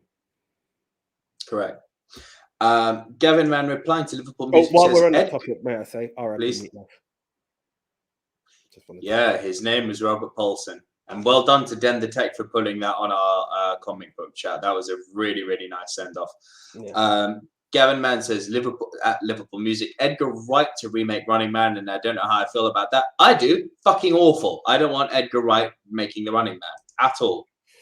I don't want to see him doing some fucking Baby Driver bullshit with men running to music. Yeah. Like, no, fuck that. Yes, I don't like Baby Driver. Fight me. Francis Lance says, love Pitt in 12 Monkeys. Bifford the Hobbit says, Tree of Life, Brad Pitt's best movie. We're a fan of Terrence Malick, are we, Bifford the Hobbit? Riri Thomas says, Fury. Brad Pitt was class in that. Yes, he was. Fucking amazing in Fury. Pedro Soren says, is 12 Monkeys Terry Gilliam's best ever? Fisher King. Nope. I've got one coming up, which I think is even better. Chris Trengrove says, Running Man remake is currently in development. That's scary. Tucky says, Rollerball. I believe that's the movie you were referencing, AJ. What else have we got here? Chris Trengrove coming back. Oh, it is directed by Edgar Wright. Well, I'll be passing on that one then. Frank Torres says, Rollerball with Chris Klein and Paul Heyman. Is it? Yeah. Paul Heyman's in it? Paul Heyman's in it. I'm sure Shane has a cameo in it as well. I was going to say Paul Heyman, and I was like, am I right that Paul Heyman was in it? But yeah, Paul Heyman's in it, and LL Cool J for sure. It's Running Man and Rollerblades, bro. I'm not even joking. I don't need. It's not a joke. Mixed Memorabilia says, did you know the Running Man music score was done by Harold Faltermeyer, same guy who made Axel? Someone needs to cut the Running Man to the Axel Foley soundtrack. It'd be interesting. I am running away from Dynamo and his big lightning bolt shooting up my ass. Ding, ding. I'll be back. I'll be back. Okay. Oh, man, I love it. Mixed Memorabilia says, totally agree, AJ, on your points. Pedro Soren says, Nico has included Brazil on his list. Excellent. Spoiler. Huh? What? How did that? How? What? How was that? How was that? How was that statement possible? Is what I'm trying to figure out. Nico has included Brazil on his list. Excellent. Yeah. Have you said it yet? No, he's guessed. Terry Gilliam. Oh, fair play. No, Pedro SRN's fucking. Pedro SRN's got the X gene, AJ. Professor X and you as we speak. So. Gavin Mann says, Baby Driver's a great film. I'm very glad you enjoyed it. It's an average film at best. Yep, was not for me. It felt like someone looked at one of the old original iPod commercials with a dancing silhouette and just went, "Oh, I'll make that into a movie," and cut it to a driving sequence. I just didn't get it. The plot did not make sense. The plot did not make sense. This was like the rebirth of the Silver Screen Dudes, and we went to go and see this film together, and both came out a bit like, it's very average. We looked at each other like, okay. Do you know what it is? It was like, okay, that was all right. We didn't come out saying it was shit, but it was like, okay. And then everyone's like, oh, Baby Driver's amazing. It was like, what are you on about? What are you on about? That's the way I felt about that film. Don't get it. It's an iPod ad. It's a 90s iPod ad.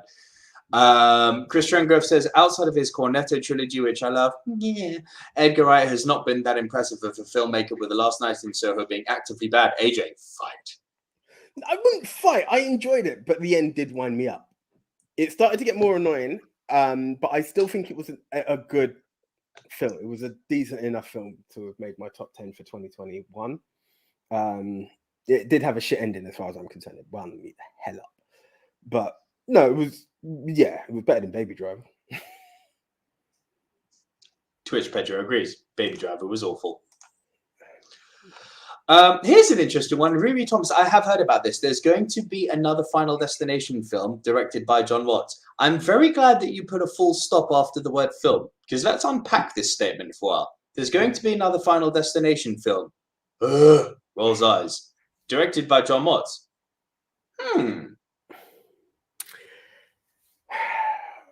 The man's just done Spider-Man No Way Home and the entire Tom Holland Spider-Man franchise, and he's just been put on to do Fantastic Four. The man is on a roll. Yeah. But do you know what it is? It's either, and it doesn't even matter if it's a remake or a continuation. How can I say it? These films are very. I enjoy them as well. I enjoy them as well. But there comes a point where you're like, enough. You know, it's like when what about Final Destination from Death's point of view? I take the script and I flip it and I make it worse. Just out my fucking shoulder. I'm like, how does one do this? Oh, fucking shoulder. Where were we? Sorry.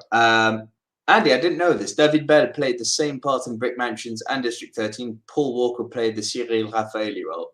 I'll watch it for that because we like Paul Walker. And Mixed Memorabilia is taunting you here. Inside information, AJ. How did he know that Brazil was coming up? Insidious mind control, AJ. You guys are loving this. My reaction must have been so what the frick. Like, yeah. Okay, Gavin Mann is disappointed in you, AJ. Escape from New York and Baby Driver. Gavin, I can only but apologize, but no, like, Escape from, do you know what it is? Again, I had to accept it as a B movie. I was expecting more, and it was just very top tier B movie, and that's where I was just like, ugh. And Baby Driver it just didn't ring right. I don't hate it. It was just average. It was just average. I do apologize, Kevin. I do apologize. You have deeply hurt, especially after you agreed with my recommendation for Crash last week, or 2 weeks ago. Oh, dearie me. Dearie me. So here's the thing. What have we got to? Got a few comments about Edgar Wright. Riri Thomas says a couple of the Final Destinations are guilty pleasures. 2 and 3. Yeah. Hell yeah. It's after 3 they kind of take a nosedive. Mixed Memorabilia says, I'm looking forward to Park Chan-wook new movie Decision to Leave. Korean, I'll watch it all day long. Sold. Then Chris Trengrove says, John Watts is less of a director than more of a Kevin Feige puppet. Let's see how he does without a Disney hand up his ass. I would invite you to watch his movie Sexy Beast and have that opinion change, Chris. He's a very good director. Gavin Man says B movie, as in brilliant movie. Crowd's on fire tonight, AJ. They are, and I love it. I don't know. We just didn't. Was that your number 6? Because we need to move on. yeah. We shall move on. Yeah. All right. My number 5 is the punt from earlier, and that is Dredd. This is a favorite of the Movie Mount Rushmore podcast. Oh my fucking God, this film is so good. Argument to be made that it's Special Needs Cousin, starring Sylvester Stallone, could be in the argument for worst. So I'm going to be honest, and I was on a train the other day, and I was telling someone about the podcast, and I was saying dystopian movies, and they were like, "Oh, Dredd, but the first one, Judge Dredd, yeah, not the other one." I was like, I don't hate that film, but I do lean towards the second one, and I was like, I could appreciate both. I was like, my friend, on the other hand, hates the first, loves the second. And I'm not sure if we're on an island. Because okay, chat right now. I need you to help me and say that we are not on an island. Which Judge Dredd movie did you prefer? That abomination piece of shit, and I am going to fucking sway the crowd here. That abomination piece of shit known as Judge Dredd, starring, although we love him, Sylvester Stallone. Or that very, very good, underappreciated recent movie, which was, yes, completely a rip-off of The Raid, called Dredd with Carl Urban. But bro, which is better? I remember when we were talking about something else, and I remember your uncle, Ollie, he was like, no piss take, I prefer Judge Dredd. And then this guy was also on that plane, and I was like, Ollie also liked No Time to Die, so we'll take his opinion with a pinch of salt.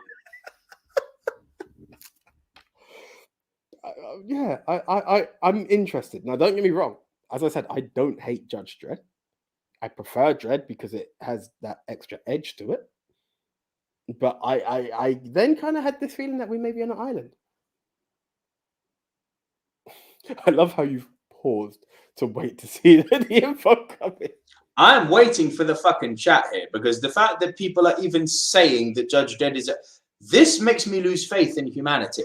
And this does not make me question myself. Objectively, Judge Dredd stinks of being a B movie, and I'm not talking B movie in the world of Gavin Mann B movie definition. Not brilliant. Shit. It's ham-fisted. It's overacted. It's badly produced. It's terribly paced. No. Dredd is fucking fantastic. Listen, I'm not disagreeing, but I'm just saying the way I heard it, I was like, huh, really? And the way it was sold to me was like, no, most people prefer the other. I was like, is this true? So it was quite an interesting topic to be able to bring up on our chat. Yeah, and everyone's saying that Dredd is better, so no. Fuck the people who say Judge Dredd is the better movie. Just no.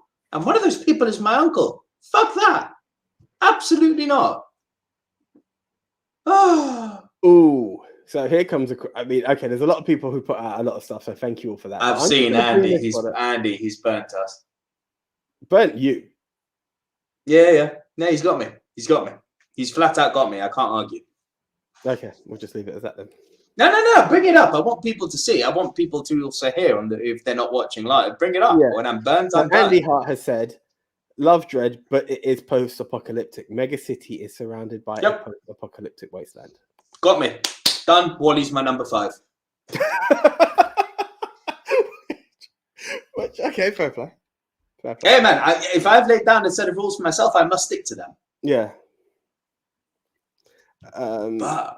What's this? Sorry, I'm reading it, so I'm just going to put it up. I haven't read the whole thing.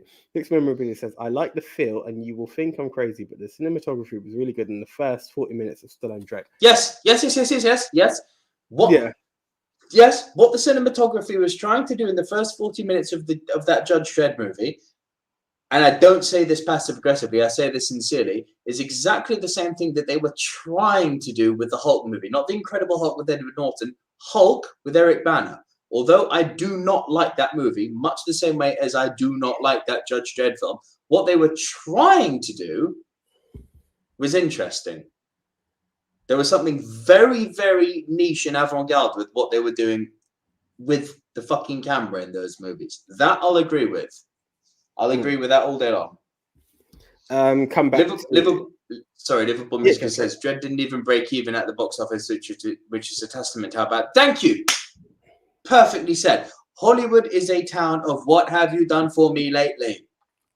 And in Dredd's case, it was Judge Dredd. Then everyone fucking got it either at the bargain bin or on like some AJ level watch along. You know what I'm saying. I'm not going to throw you that under the bus. Dark Web. Dark Web, motherfucker. Oh, right, sorry. Okay. Yeah. Like, people were so burnt by that Judge Dredd movie that they didn't see Dredd. Then when they did go back and watch, it was like, oh, shit, that was really good. I would have liked to have seen that in the cinema. Guess what? The fucking studios listened to money. Now we're not getting a sequel. Mm-hmm. Yeah. Sad time. But okay, I'll be... All right, based on the fact that Wally's your number 5, but it was my number 8, I suppose we can bring it up now. Yeah, okay, so Post-Apocalyptic, which wasn't a parameter I didn't set for myself, so I'm free to talk about it. It gave you a different view of Judge Dredd. It wasn't dumbed down. It was a serious character, which is essentially what you're looking for a man who is judge, jury, and executioner. And we have, okay, so even though there was a post-apocalyptic world, this city is still overrun by a maniac. There's no in between it, by the name of Mama, who literally controls this entire town. So by that same proxy, it still has the visions of a dystopian world where you have this very criminal, corrupted individual at the helm. And yeah, I'm not the best at defining dystopian, so I'm just going to always just skirt around it and vanish, right? But that's my... I was going to say, use your words. But that's the parameters by which I would work with for it. And it's an unpleasant future, which is one of the key elements I always look at when it comes to dystopia, which is going to fuck me for number 1, because I know exactly what you're going to do to me later on, but screw you. I know what your number 1 is. You're my best friend. The moment this list came up, I was like, I know exactly what his number 1 is. Do you know what? It wasn't even going to be my number 1, if I'm honest. But hey, we are where we're at. It wasn't. It legit wasn't. I don't know. I'm assuming I know what your number 1 is. I'm sure you do, but it wasn't going to be my number 1. Frank Torres says, how do you guys feel when people say they just stuck the Dredd character in a Raid redemption plot? I feel like they're being very accurate. Honesty fucking accurate as hell. Honesty is the best policy. Oh man, what else have we got? Gavin Mann says, I haven't seen the Stallone version since I was younger and remembered liking it. If I watched it today, I may have a different opinion. That's fine. This is my view. I remember having fun with it, but I appreciate what I saw then compared to... It's kind of like The Punisher, right? You've got your Thomas Jane version, and dare I say Dolph Lundgren. Then you've got the other one where it just got a whole lot more edgier. And that's the same thing with Dredd. Like, it just became more intense. And for a character such as Dredd, I feel it needs that intensity as opposed to what I had from Stallone. Didn't dislike it, but the intensity was something that made me, ooh, so this is who Judge Dredd is. That was just my personal view and feel. Yeah. Comment from Andy's coming here that I don't quite get. Sorry to kill the list. Akira said after World War III. That doesn't make me take it off the list. The World War I wouldn't actually say that's post-apocalyptic. We've survived World War II. Are we a post-apocalyptic? AJ, the Omicron is coming. Run. I mean, that is a valid point, but yeah. Up next, Megatron virus. Sniping tonight. No, he's not. Pedro says the Raid has a sequel. They could do a Dredd. They could have, but money talks. One can fucking dream. Chris Rangrove says, Gavin, man, I really like Escape from New York, but I think I prefer to watch Dredd, to be honest. Liverpool Music says, bloated, cheap, emotional filth. Yes. You know it. Pedro SRN says, thank you, Silver Screen Dudes and chat folks. Sadly, I'll have to leave. We'll catch you guys later. Guys, everyone, send big love to Pedro. Thanks for joining us, Pedro. See you next week, hopefully. Andy Hart says, I love how little exposition there is in Dredd. Yes! That I fucking love. This like, we're not going to set up the character. Here's the world we live in. There's no meat. There's no fucking unnecessary fat. We're just going to get to the meat and potatoes of it. Here, go, movie, bang. Cocaine, bubblegum. Bah, bah, bah, bah, bah. Like, it was that. This is the target. This is the mission. Go. Done. Literally, the opening scene, they didn't need to do a fucking scroll. They didn't need to say, he's judge, jury, and executioner. By the way, have you read the comics? It's like, no. It's like, here he is. You don't need to say it or explain it. Just fucking show it like a movie is meant to do. Here he is on a big-ass bike. Here he is with a gun. Here he is putting someone under arrest. Here's someone refusing arrest. Here he is giving him a last chance. Here he is saying, I will kill you. Jury, judge. Here he is killing the guy. Executioner. Done. You've just done the character in 5 minutes. We understand who the fuck this guy is. AKA the law.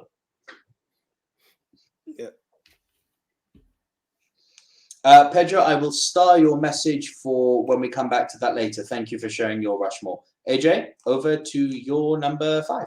So you see, this film here may fall under utopian category, but again, you also had it as you also. I thought this would be your number 1. Huh?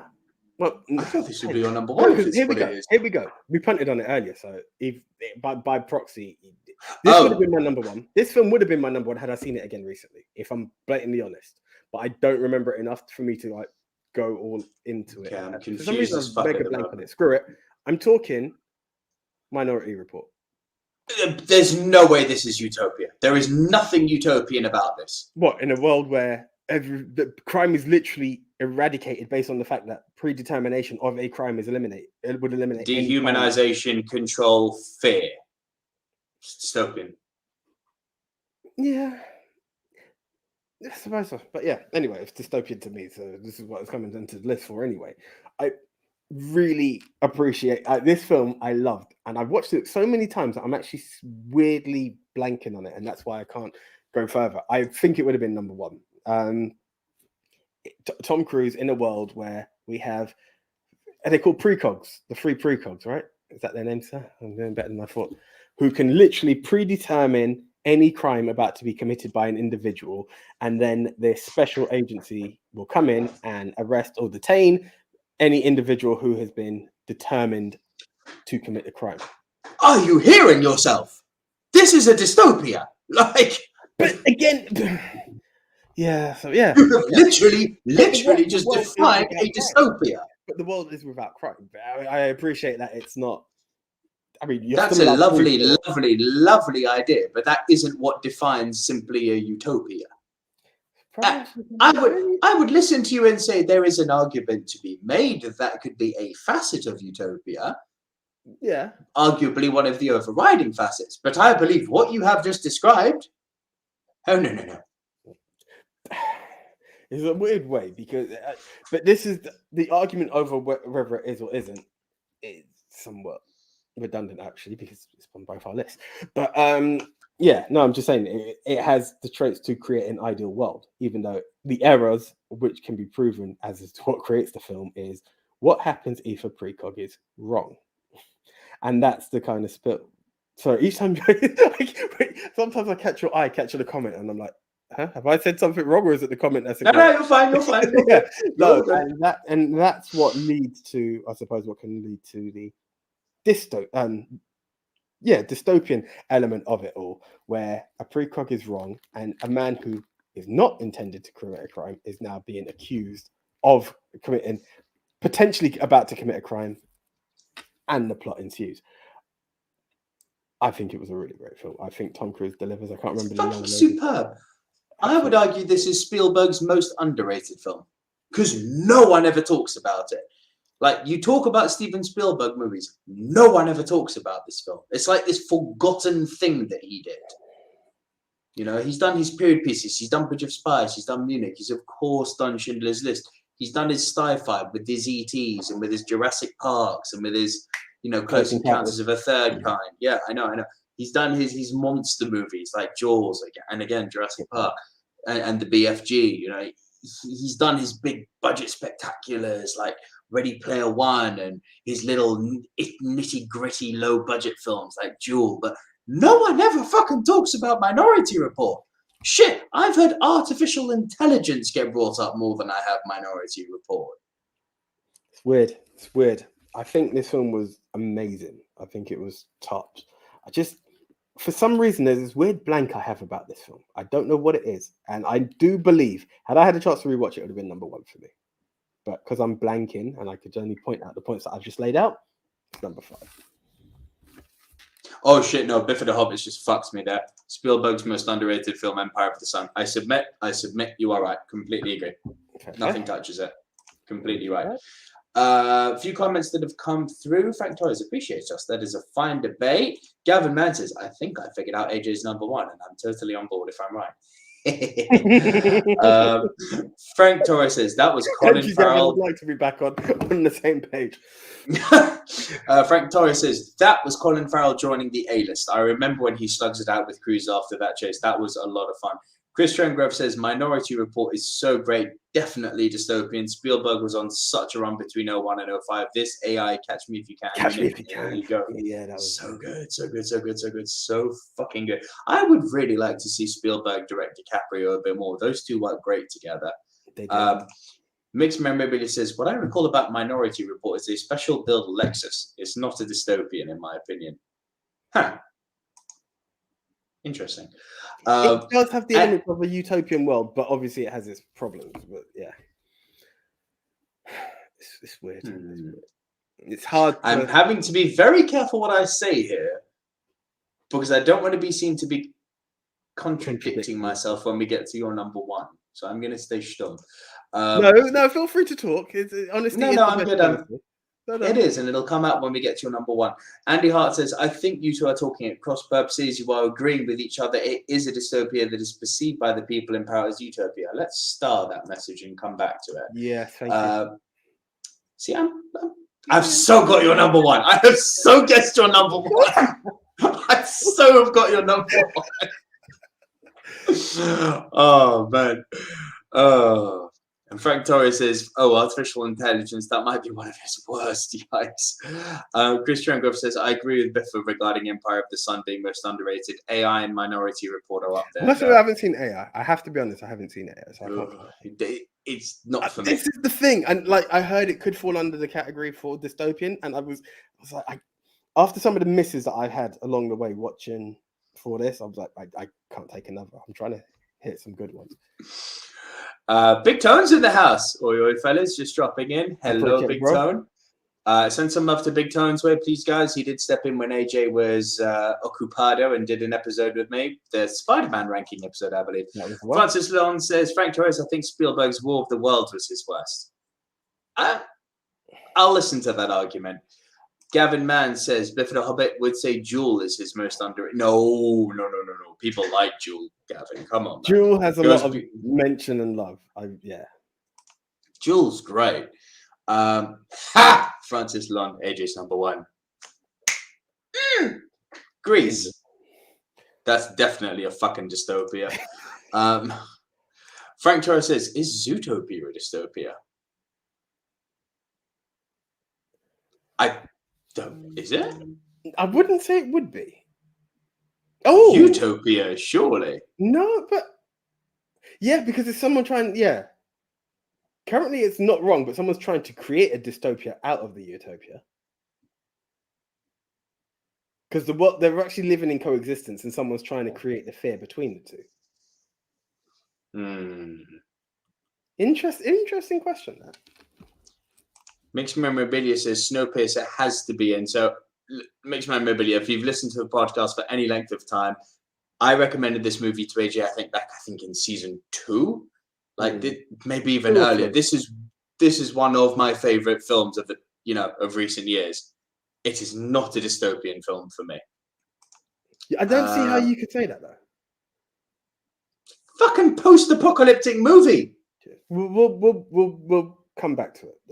Spoiler, but if Dredd isn't in, this sure as fuck isn't in according to my definition. By your definition, but I will bring it back in a minute. I will bring it back in a minute when we get there. Damn. Oh. Anyway, my number 4, yes? Yes. My number 4. Okay, I'm bringing some heavy hitters here. My number 4, Pedro, I think guessed this earlier. Terry Gilliam, Brazil. This is a fucking film. Have you seen this, AJ? No. Jonathan Pryce, Robert De Niro, Catherine Helmond, Ian Holm, R.I.P. See, had I read all of this, I would have bloody gone for this. Bob Hoskins, Oh, R.I.P.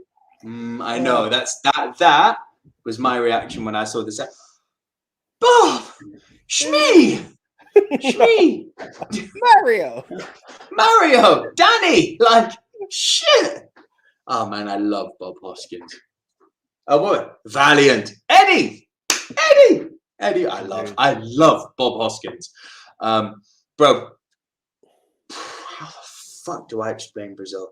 So, first off, this is one of the most culturally and visually impactful and influential films I think I have ever seen. Like, bearing in mind, this is the first time I saw Brazil.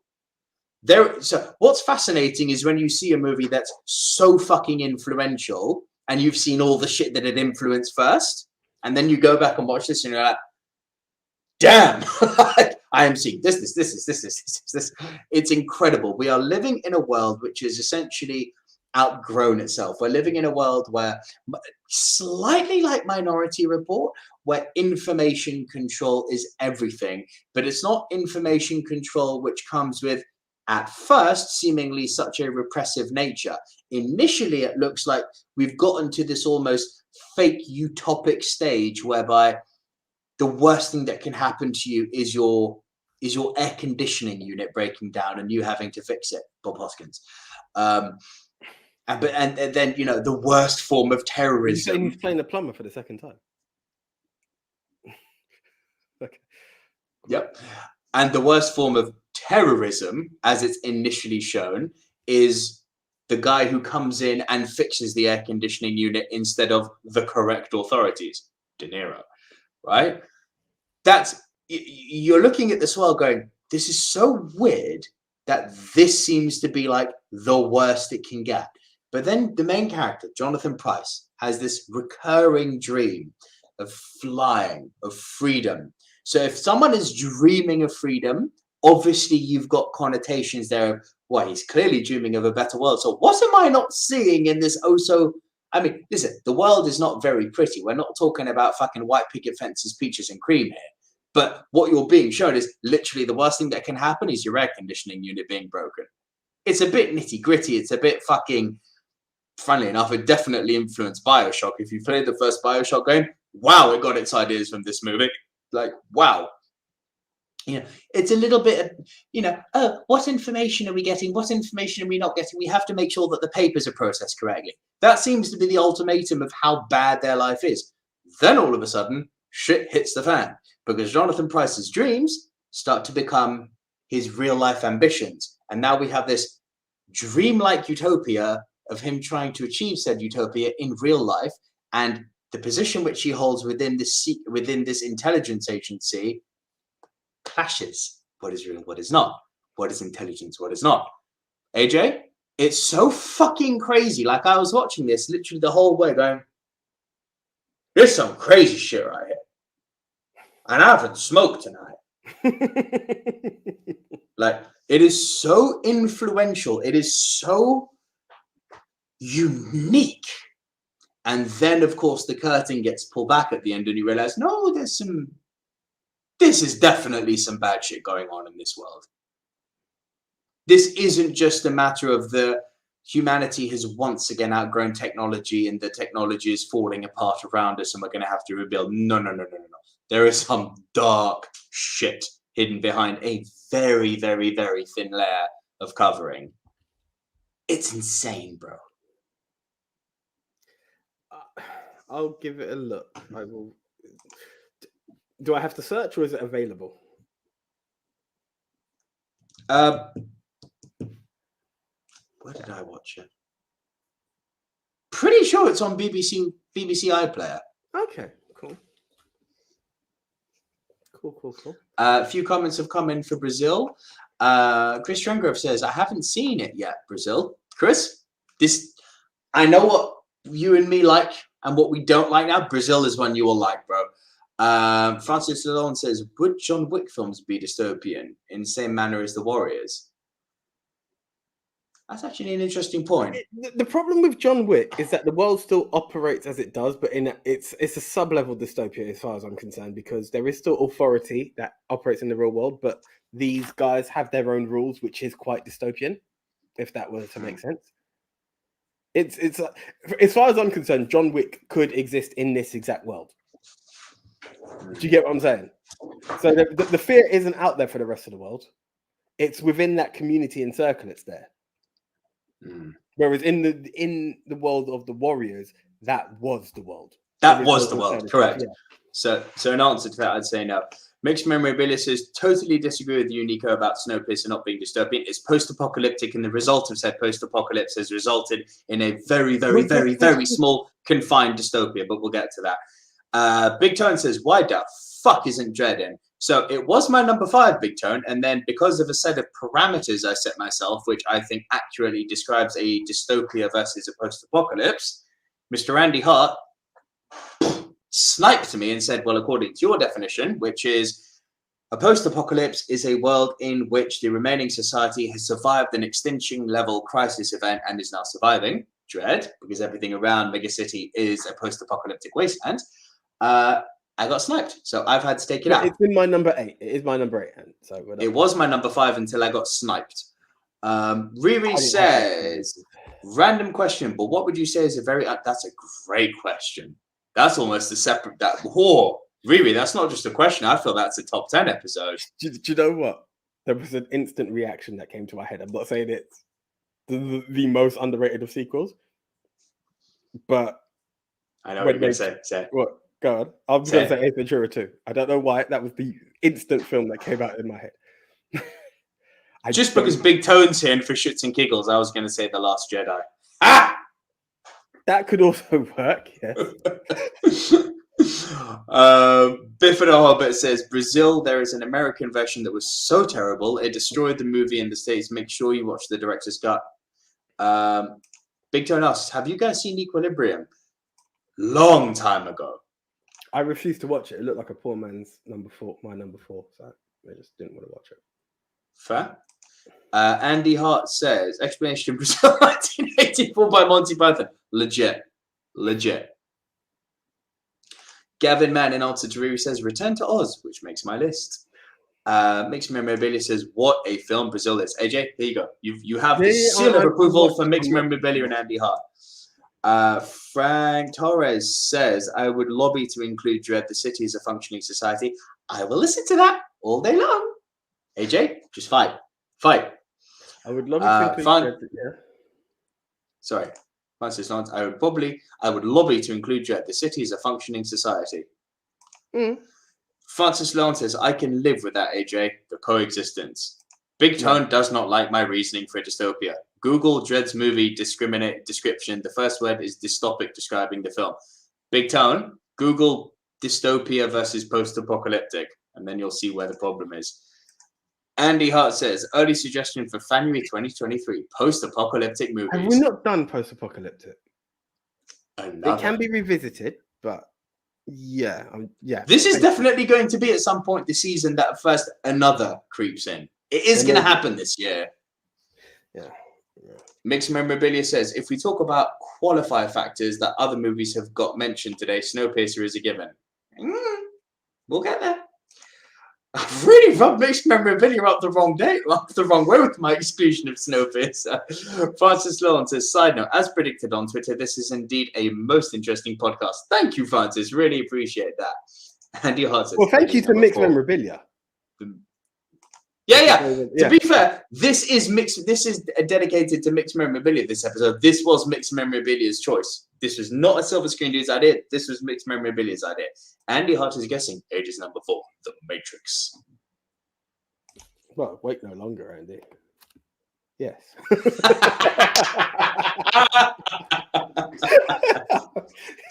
What a perfect time to bring it in. Yeah, I just remember seeing the trailer for, and I remember Yash was all over it. No, dude, you got to see Equilibrium. I am not watching that shit. I am not watching it. It is be. And I remember he had like the worst pirate you could ever imagine, and he was showing me something, and it was meant to be like, as far as I remember seeing it from what he showed me, it was like if someone tried to mix the Matrix and Blade and just took the worst factors of each film and came out with that. It looked nothing in any level of tempting or interesting, and I've still not revisited it. Kind of kicked myself because I know it's got Christian Bale, but that doesn't mean it's going to be an awesome. It's like, yeah, I'll give you a blind. Swear your man Don Cheadle is in this too. Oh, bro, possibly. Don Cheadle's not exactly in the high levels of my man. He's not fucking Denzel, but yeah, possibly. Yeah, possibly. But yeah, I thought he was your man after Crash. But anyway, carry on. Crash. He also made me laugh in. Was it Ocean's 11? Yeah, Ocean's 11. I actually quite enjoyed him in Ocean's 11. When you played a Brit. Yeah, I didn't mind his Brit. I know a lot of people hate No issue with it's it. the pinch. And some people are like, that's the worst English accent I've heard. Like, leave him alone. I had fun with it. Yeah, so The Matrix. Another one that could have potentially been number one. More than anything, I feel The Matrix has been brought up so many times. I just didn't want to be the bait, obvious, on the nose number one. I was like, no. I actually even wanted to omit The Matrix at one point. I was like, it's been done, but then how can you not acknowledge the post-apocalyptic, which you would have loved, but the dystopian part of it? It's actual mind control. Irrelevant of what you're going to...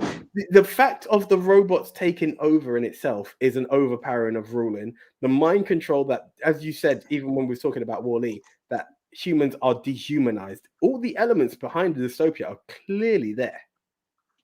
There's no... What are you typing or looking for to be able to do this? Is it something starred? You're up to something and I'm uncomfortable.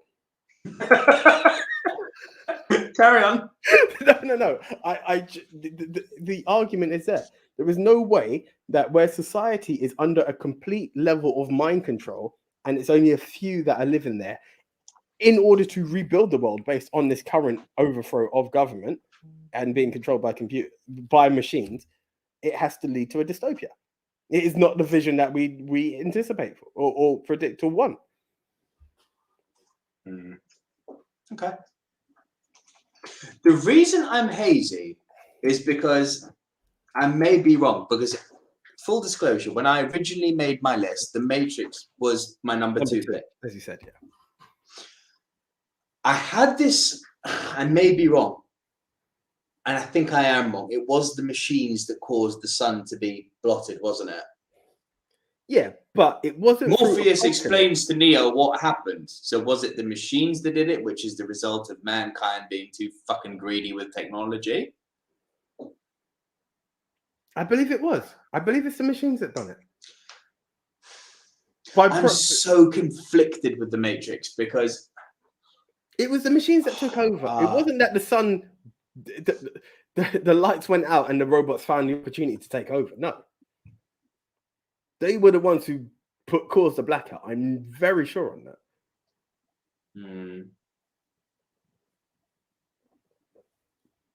But even, I don't want to say even if, but if you were to take the situation that, okay, for some reason the sun went out and the robots took over.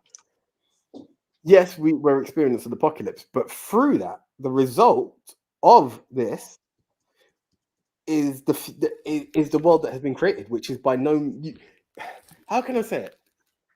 Post-apocalyptic, I would go for something. I would lean more in your I Am Legends, your Waterworlds, even where it's trying to find a method of survival because you have no alternative. This is survival post-apocalypse, as you said, right? That's the survival. However, people are under a mind control where they're not even aware that there's a chance to survive or to live an alternative.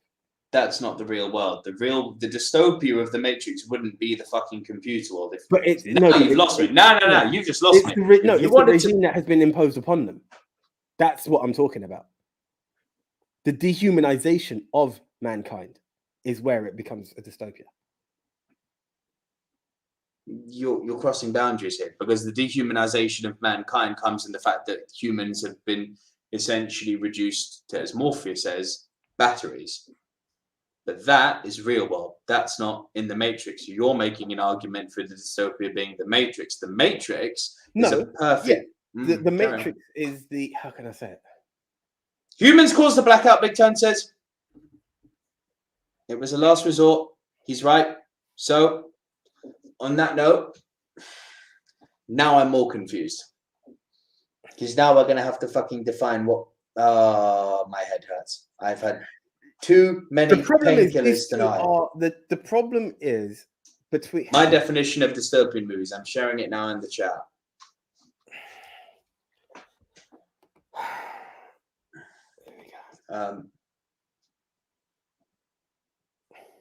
So let's put it up. Dystopian movies typically focus on the impact of imperfect society on the characters. Apocalyptic and tends to follow the characters trying to survive a devastated landscape. But The Matrix is the ultimate movie that will blur those lines. That's why I'm confused. You can't. That's why I am confused. The confusion is the fact that it's a hybrid. It is. You will always get blurred lines between dystopia and post-apocalyptic, because a post-apocalyptic will result in a form of dystopia, right? So that's the biggest problem. But none will cross the lines more than The Matrix, because survival are those in the real world, but the dystopia is the mind control where you're not aiming to survive. The Matrix actually delivers both. It shows that at one point, mankind is completely under dehumanized to the point that they're a battery. So it's a dystopia because that's not the ideal world, and those who are aware are now trying to survive. So in that, it fits your definition and not mine, bro. And Andy Hart's just said it is simple. This fits for you, not for me, which is why, according to my definition, I've had to take it out. What a world we live in where we've got definitions for shit. And Liverpool music. In answer to your question, what's Mad Max fall under? Post-apocalyptic. Has to be. They've the cataclysmic event. They literally say it's a solar flare that fucking annihilated all life. So, yeah. But again, yeah, it's one of those that will always have an argument, I believe, of how it's where you want to draw the line, because post-apocalyptic will always lead to a form of dystopia. I can't think it can be discounted. However, I think you can draw a line where you've got something that is just ultimately survival when you take something like I Am Legend. You know, it's it's not the ideal future, but there's no regime. It's just a battle of survival against vampire zombies. Like that's what that results in. All right, I think you're right. The Matrix has blurred the line. It doesn't fit my definition. We'll move on, but I accept it being on yours. I get it, and I'll listen to an argument for it. Being on the Rushmore, if you wish. My number 3, AJ. Been a while. Let's go pre-sound. Let's go back to 1927. Let's go back to possibly the most influential film of all time. You know how I hold Citizen Kane in such high regard? Mm-hmm. Got a lot of its ideas from this. And I'm talking 1927 German expressionist movie, Metropolis. Fritz Lang, could I just kick off with, is one of the masters of this era, okay? Because M was also fucking amazing. M sticks out to me more than Metropolis, just in the sheer fact, I can't remember, I studied it at uni in that brief period of time that I was there. I'm just blanking on it, and I didn't get a chance to rewatch it. That's the truth with Metropolis. I'm very conflicted with including it. Here's why. From taking my personal feelings out of it, is it a movie that I'm probably ever going to go back and rewatch out of a desire to absorb and love it? No. Can I objectively look at it as a piece of a highly fucking important piece of art, and highly, arguably, the most influential, as I said, piece of cinema ever created? Yeah. So objectively, for that reason alone, it has to be in the discussion to be on this list. As a personal, there is actually no dispute in that. There isn't. But then, personally, I found its views a bit simplistic. I found its politics that it was displaying in the narrative to be a bit trife. But are we not talking about the simpler time, which is somewhat... Bro, this was made in the height of the Weimar Republic.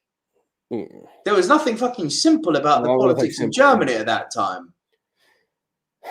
Germany. Think of the historical context of this film. This film has been made less than 10 years since World War I ended. Germany is in a state of utter decay, and the political pendulum is swinging back and forth all the time in the Weimar Republic. There is nothing simple about the politics that influences the country at the time. But the confusion of that may have been why it might be simplistic. I know it sounds like an easy reach of an answer, but it's like, especially from a German perspective, it's very hard to see which way the pendulum was. As you said, the pendulum was swinging. So then you kind of you extract what you can and create this. What he did, in the sense, was displaying both the utopia and dystopia and creating the story of trying to bring them both together. It's a lovely sentiment, but it's very, very fucking simplistic. That's my personal opinion on it. But Jesus Christ, do I recognize it for its greatness. Like, when you especially... Again, let's just say the sound didn't even exist yet. So forget fucking special effects or anything. What Fritz Lang and his team did in terms of creating, basically blending, the moving frame, basically, and combining it with the still frame to create larger than life effects that were just hadn't been conceived at the time. Those huge buildings, but then very clever editing of going from the huge buildings to just little simple things like, when the workers' day is ending, that,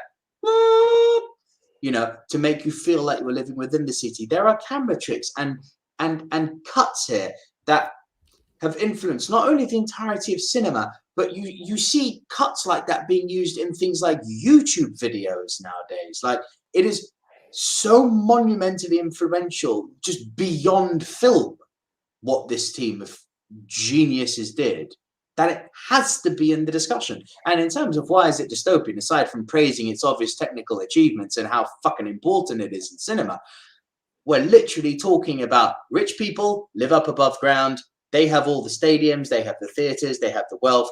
The workers, the poor, they live underground, no sunlight, no windows, no wealth. Dystopia. It's very simplistic, as I was saying. But it is very, very much a dystopia, centered around an almost Romeo and Juliet-like affair of trying to bring the two together.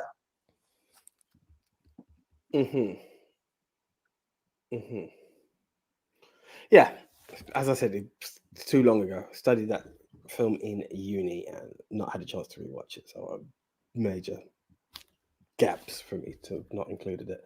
But great choice. Metropolis has to be in the argument, mate. It's so fucking important. There's no argument about that. There's something that, if you're going to talk about it, it's like the original Dystopia. Even anyway, yeah. It's got both levels. So you agree that it has that mix of utopia and dystopia to it? No, it's not a mix. This was my problem with the movie, is that he is very, very clearly saying rich people live in utopia, poor people live in dystopia. How can we bring them together?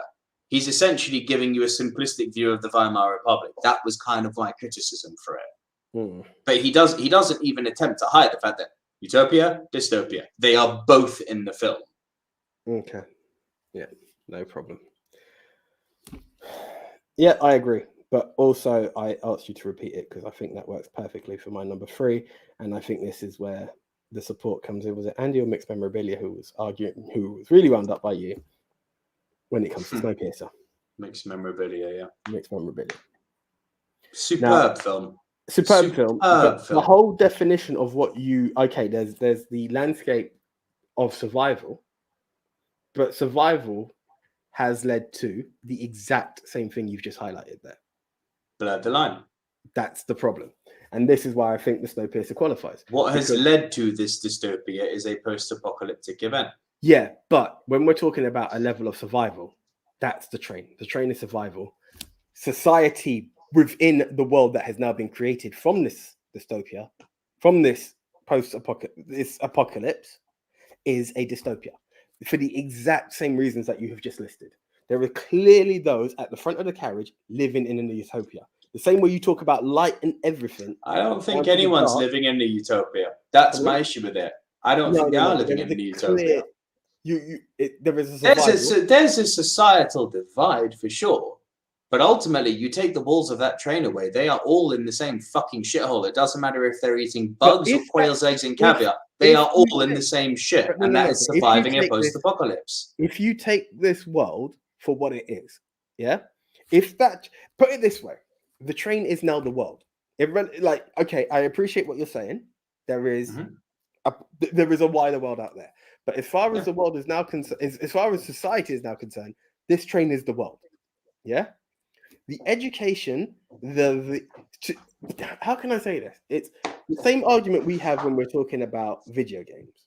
And we'll be like, but you don't know what a real game is. If you had ever touched a 64, this, that, and the other, we appreciate the evolution. If your world, for any child born, remember when they go to that level and there's that classroom, those children know this as the world. Everything else is a history lesson, right?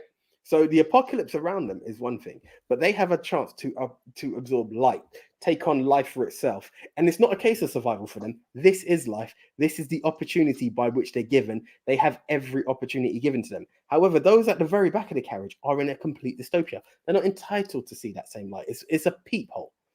They are not treated as humans. There is a clear corruption in government, by the way, that no one's even, it's just by natural selection, as it were. There is a clear dystopia in that, bro. I appreciate there was an apocalypse, but that train is now the world. But there's no but. The apocalypse is what makes it an apocalyptic movie. That is society now. So is Mad Max in your list? No. Why?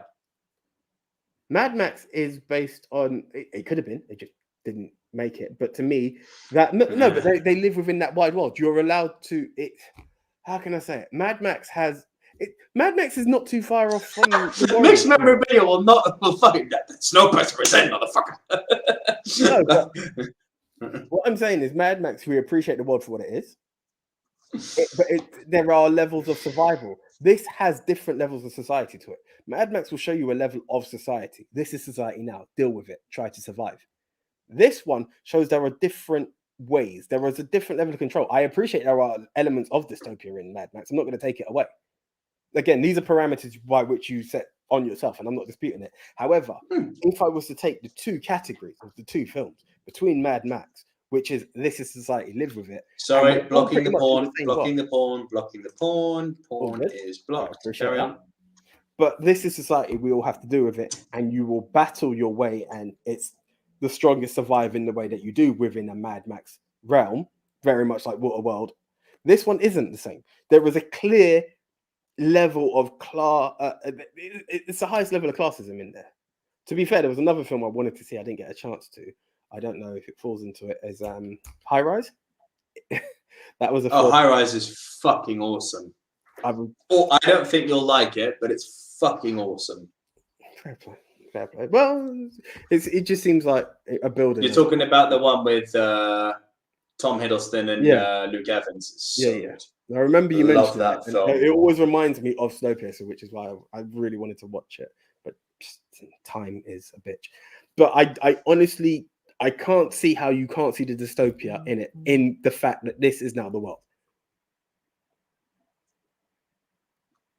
It is the world that is set, but that is now the world. The train is society. Is society dystopia? No, but what I'm saying is that is society. That is the world. So irrelevant of what's around. No, that is society, correct. Yeah. So what I'm asking you is society then by definition a dystopia? Because what you've just described, I agree with completely. It's something I've been regurgitating for the longest time. The different train carriages represent the different classes. There is clear segregation. But are you saying there is anything different than what you and me currently live in every single day? No, I'm being legit here. Because what you're presenting then, what you're presenting to me is that society isn't society, it's a dystopia. If it is, then I'll listen to your argument all day long. If you're telling me no, society is not a dystopia, your argument is just falling apart. Because then what's happening in the train isn't a dystopia, it's society. We face challenges. But there isn't a, how could I say it? There isn't a government that will randomly pick our kids to to go through the challenges that the children did within in the. Yes, there is. It's happened throughout human history. Bro, I'm not.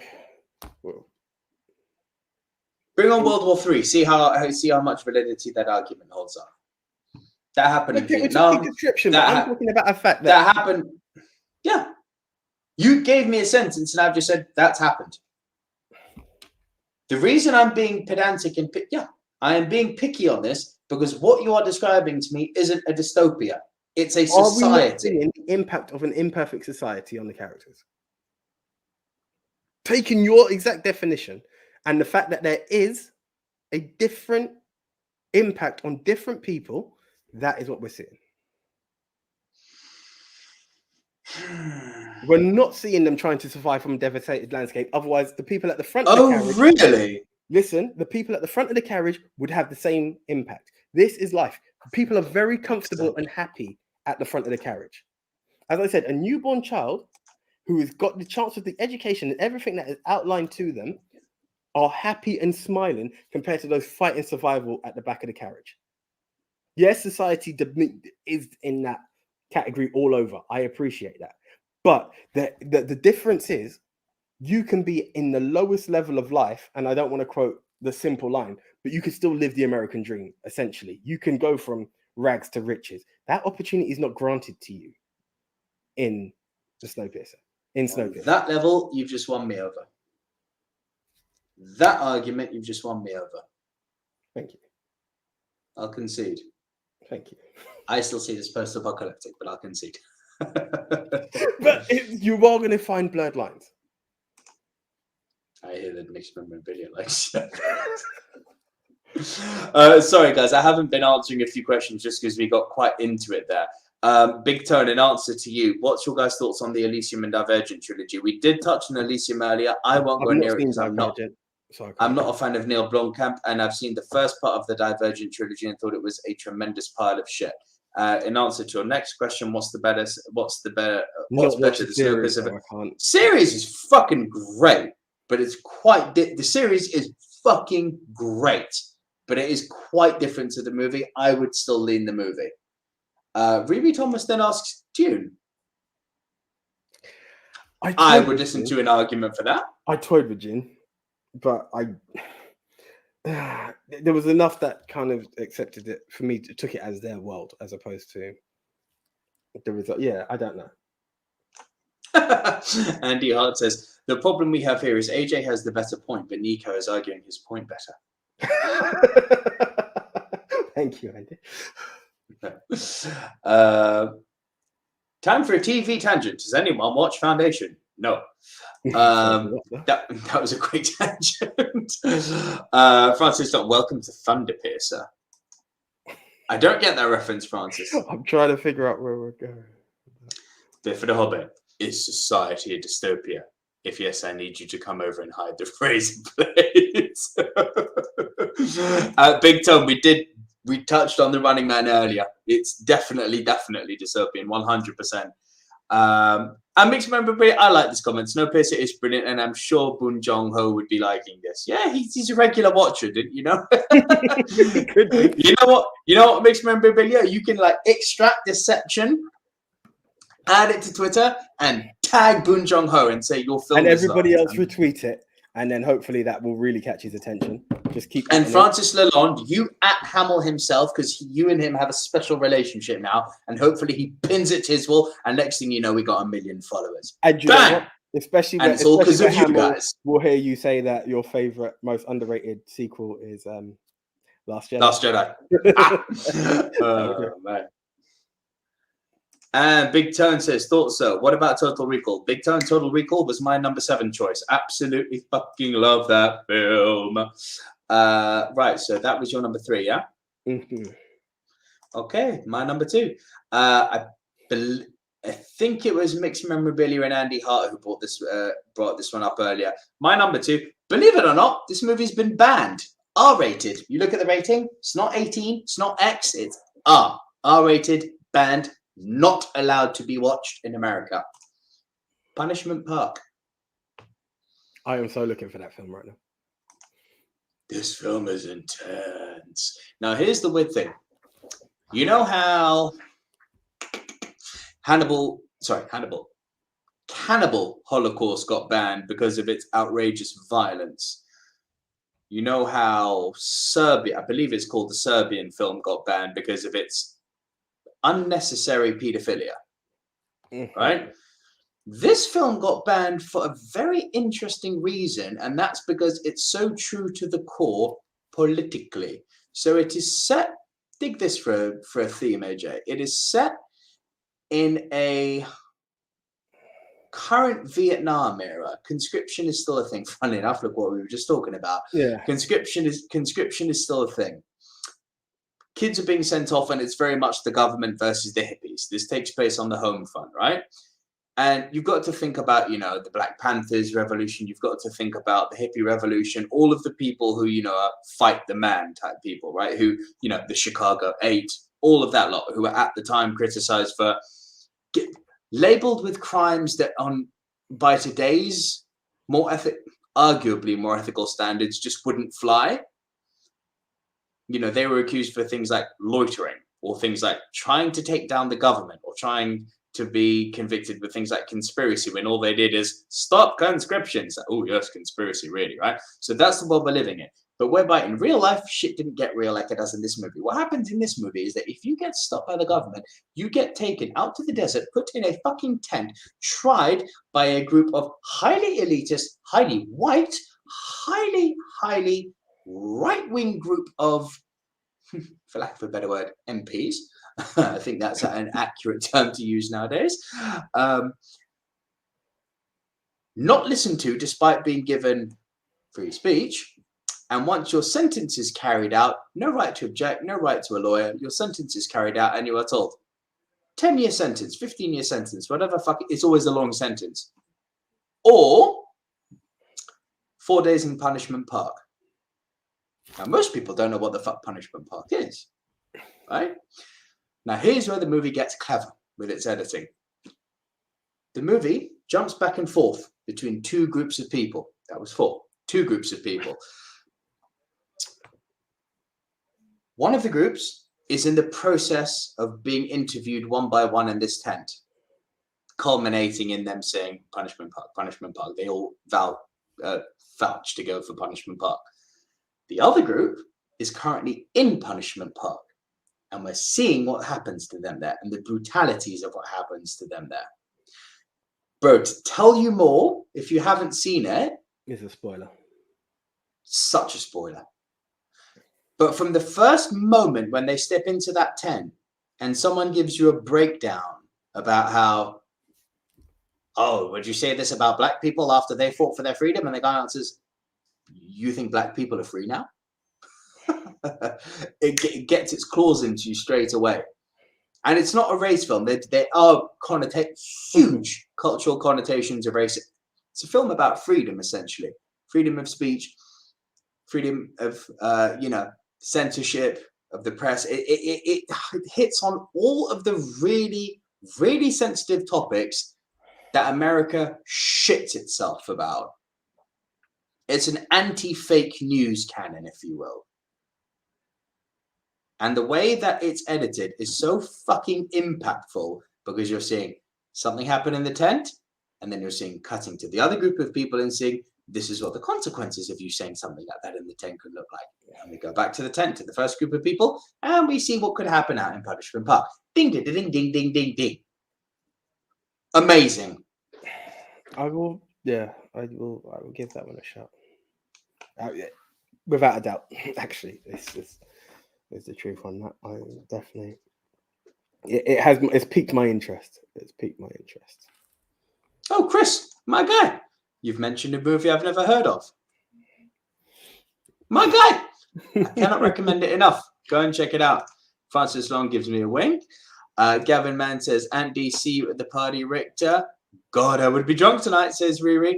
Francis Long says, haven't heard of Punishment Park until this podcast. Francis, go and check it out. So good. You may have a little trouble finding it, as I said. It's banned. Andy says, you guys mentioned Idiocracy. Neither of us have seen it, but funny enough, Francis Lalonde. mentioned it. The funny thing, I'm going to give him a shout out. I don't know if he's watching, but there's a guy called John on where I work, and he happened to have mentioned Idiocracy. Wasn't even talking to him about dystopian films, but he mentioned it. And I must admit, I blanked and I didn't have a chance to watch it. So, yeah. But I just checked, bro. It's actually on Disney Plus, so we can catch it quite easily. Sorry, what? Idiocracy. I thought you meant Punishment Park. I was like, what the fuck? No. Work with the message. Work with the message. Woo! From band to being played on the House of Mouse. Yeah. Oh, down with the establishment. Oh. This isn't American TV, motherfucker. This is Disney. Take Mario to Punishment Park, Pluto. Francis Lalonde says Kangaroo Court. Bifford the Hobbit says Aunt D. I haven't heard anyone mention Idiocracy yet. Gavin Mann then corrects himself saying being hunted by MPs. Did they not do that in Machete too? De Niro, they did. The Purge films. They're a good shout, Big Tone. I like them. I'm not sure they would have made my top 10 though. Purge is an interest. I did toy with it, but the thing is, I'm not like the biggest fan of the Purge. So yeah, again, weird horror for me. But it did fall under it, which is it's strong contender for dystopian. Riri Thomas then says genuinely one of the most interesting top 10s I've seen. So many films I need to see. Riri, thank you. Super kind of you to say. Really appreciate that. AJ, it is over to your number 2. Right. I had to bring this one up, even though it's not my favorite. Had it been my favorite, it would have been number 1 in this trilogy. Dawn of the Planet of the Apes. Go. You're going to say post-apocalyptic. Are you going to say post-apocalyptic? Simian flu, mate. Humankind's been wiped out by the simian flu. Fair play. But guess what? I can't argue that one with me. But I didn't set the tone for I'm not going to use post-apocalyptic. So enjoy your argument and enjoy it. Cool. You appreciate it's post-apocalyptic. No, I appreciate the post-apocalyptic strain to it. Yeah. Strain of fucking virus. Well played. Yeah. When I look at the elements of it, this has a societal battle going through. I suppose it does lean more post-apocalyptic than dystopian. But can I help? Oh right. Yeah, I am. Okay, right, no problem. Sorry. Oh, right, bear with me one sec. I think we're just trying. This could be for podcast reasons why we're being interrupted. Hit me up. What we got? Nate can't enter the comments. He's on another device. But what's this movie where it switches between 2 groups and one is like a tent called? Sounds really good, but missed the name. That is your Park movie. I can't remember the first part of it. Punishment Park. Punishment Park, Nate. Yeah, Punishment Park. Who so is it that, was sorry? a fair interruption. Who is it? Nate. Oh, Nate, wicked. Yeah, Nate's on, but it was commenting through the group. So yeah, he just got a live response as opposed to having to get the answer just after. Oh, I feel kind of stumbled now and a bit like an idiot, but I will still go for I'm going to find my way to make this dystopian in the fact that... Bro, it's not. It's not. I mean, listen, I submitted to Snowpiercer because you constructed the argument eventually quite well, but you can't argue with me on this. This film is literally about a virus. It is completely about a virus. I'm just going to cut corners and just go with Total Recall because that's what I've seen. Fair enough. Yeah. Cool. That's a very high number. Arnold is pleased. I didn't say it was in that order, but Total Recall's in there somewhere. Just okay. Well, we've spoken about Total Recall then. So over to worst. So it's funny you mentioned Dawn of the Planet of the Apes because I'm going to go back to 2001 and say Planet of the Apes with Mark Wahlberg. I mean, this ain't no flu. This ain't no flu. So I can't. This ain't no flu. This is literally we have traveled to another planet. We are on the planet of apes. It's not our world becoming a planet of apes because of a simian flu. We are actually on another planet with apes. And this planet happens to be a dystopian society. And it is a tremendous pile of shit. So it doesn't do the. Is it Charlton Heston? No! I've never seen this one. I must admit, I had the There DVD is in my there house, and there I are never people watched who it. wanted to try and reach into but the spaceship and the thing, and that they wanted to try and link them. They Did are they not not put Statue connected. of Liberty in there again? I'm just No, what they did the Lincoln Memorial. It's either I'm pretty sure it's the Abraham Lincoln statue being an ape when he gets back to Earth. Oh, okay. So shit. Fair play. I can't comment. I can't comment because I don't. And I remember because it had some weird backlash, it delayed me from watching Rise of the Planet of the Apes. Right when I found out they weren't connected, I went for it, and very happy I've seen that trilogy. Well, first two anyway. Leave Woody alone. I'm enjoying him in Hunger Games. We'll leave it at that. Hey, there you go. But yeah, I haven't seen it. Don't know why. Because I always had the DVD in my house. Don't, AJ. I would be remiss in my duties as your best friend to say we are very strapped for time on the Movie Mount Rushmore podcast. Please do not waste your time watching this film. Strapped for time is a fucking good call. It feels tighter than ever recently with the podcast. I don't know why, but it is. Doesn't it just? Do you know what it is? I think I don't reach as much. Possibly, I've become very honest as well. It wouldn't be something that I've been aware of and include. I'm just very I need to see this film or it will not make the list kind of shit. So it gets very tight, and there are so many awesome selections, and then there are so many awesome viewers to the Movie Mount Rushmore that makes it even harder, and you really want to be able to go, oh, I know what you're talking about, as opposed to, oh, look, another drink. So that's the situation. Right. So, you talked about Arnie being proud. Yeah. He wouldn't be when it comes to the worst for me, because Arnold? Yeah, when it came to it, we talk about dystopia, we talk about the world. You might argue with the post-apocalyptic to it, but it's the control of the robot, and I went with Terminator Genesis. Oh my days! Good old Jenny Smith is back. That film, as is the porn, blocking the porn. Yeah, if we could block Jenny Smith while we're at it as well, that would be absolutely awesome. Because shit, that film is shit. Terminator as a franchise is very difficult because after the first two, you're in this weird muddle of films trying to continue, and then you've got one that did continue, but it was way too late. However, if there was one that we just said, why the fuck did you bother? It was Terminator Genesis. Absolute balls. Absolute crap. We're talking trying to reinvent. And this is the thing. When I talked about the first two being something, this is where you've actually tried to go back to give us a bit of a jazz by going back to the first film and fucking it up. How freaking dare you? This film was shit. I've never sat in a film wanting to be excited and being so freaking, actually, Dumber and Dumber might have been up there as well. But this one was, oh my God, was it terrible. Absolute pant. I will leave it at that. Oh shit, Rick, Francis Lalonde. End of Days. That is such a guilty pleasure for me. Gabriel Byrne playing the devil. Guilty pleasure, you can appreciate why some would say worst. Shit, Big Tone says Dark Fate is worse. No. Dark Fate was just ill-timed. Ill timing. There is no way that you can tell me Dark Fate is a worse movie than Jenny Smith. Just it doesn't even deserve it. Salvation was indeed all right. I agree with that. Dark Fate was not worse. Work with, but I wasn't a big fan of it. You could feel progressively worse when it comes to Terminator.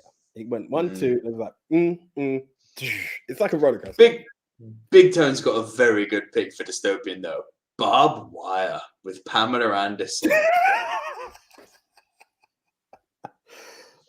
Yeah, oh God. And apparently Tamora Morrison, aka Boba Fett, was in Barbed Wire.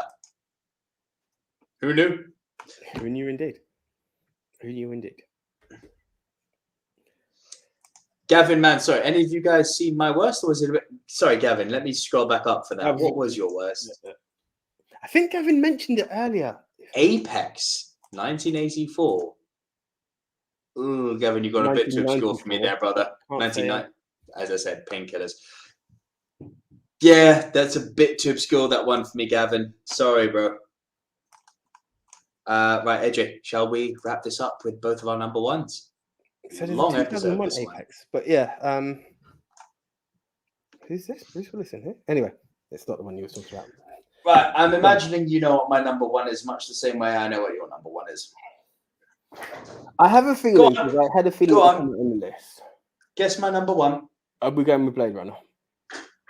We are, indeed. My number one, Ridley Scott's magnum opus, the granddaddy, the be-all to end-all, the greatest dystopian movie of all time, probably second only to Metropolis, because it had about fucking 60 years on it as an advantage in terms of how fucking influential it is. It influenced the East. It influenced the West. It created all the ideas that you see in Minority Report. It highlighted and put front and center the ideas of control of government through technology. It put front and center the ideas of what reality is and how it's perceived.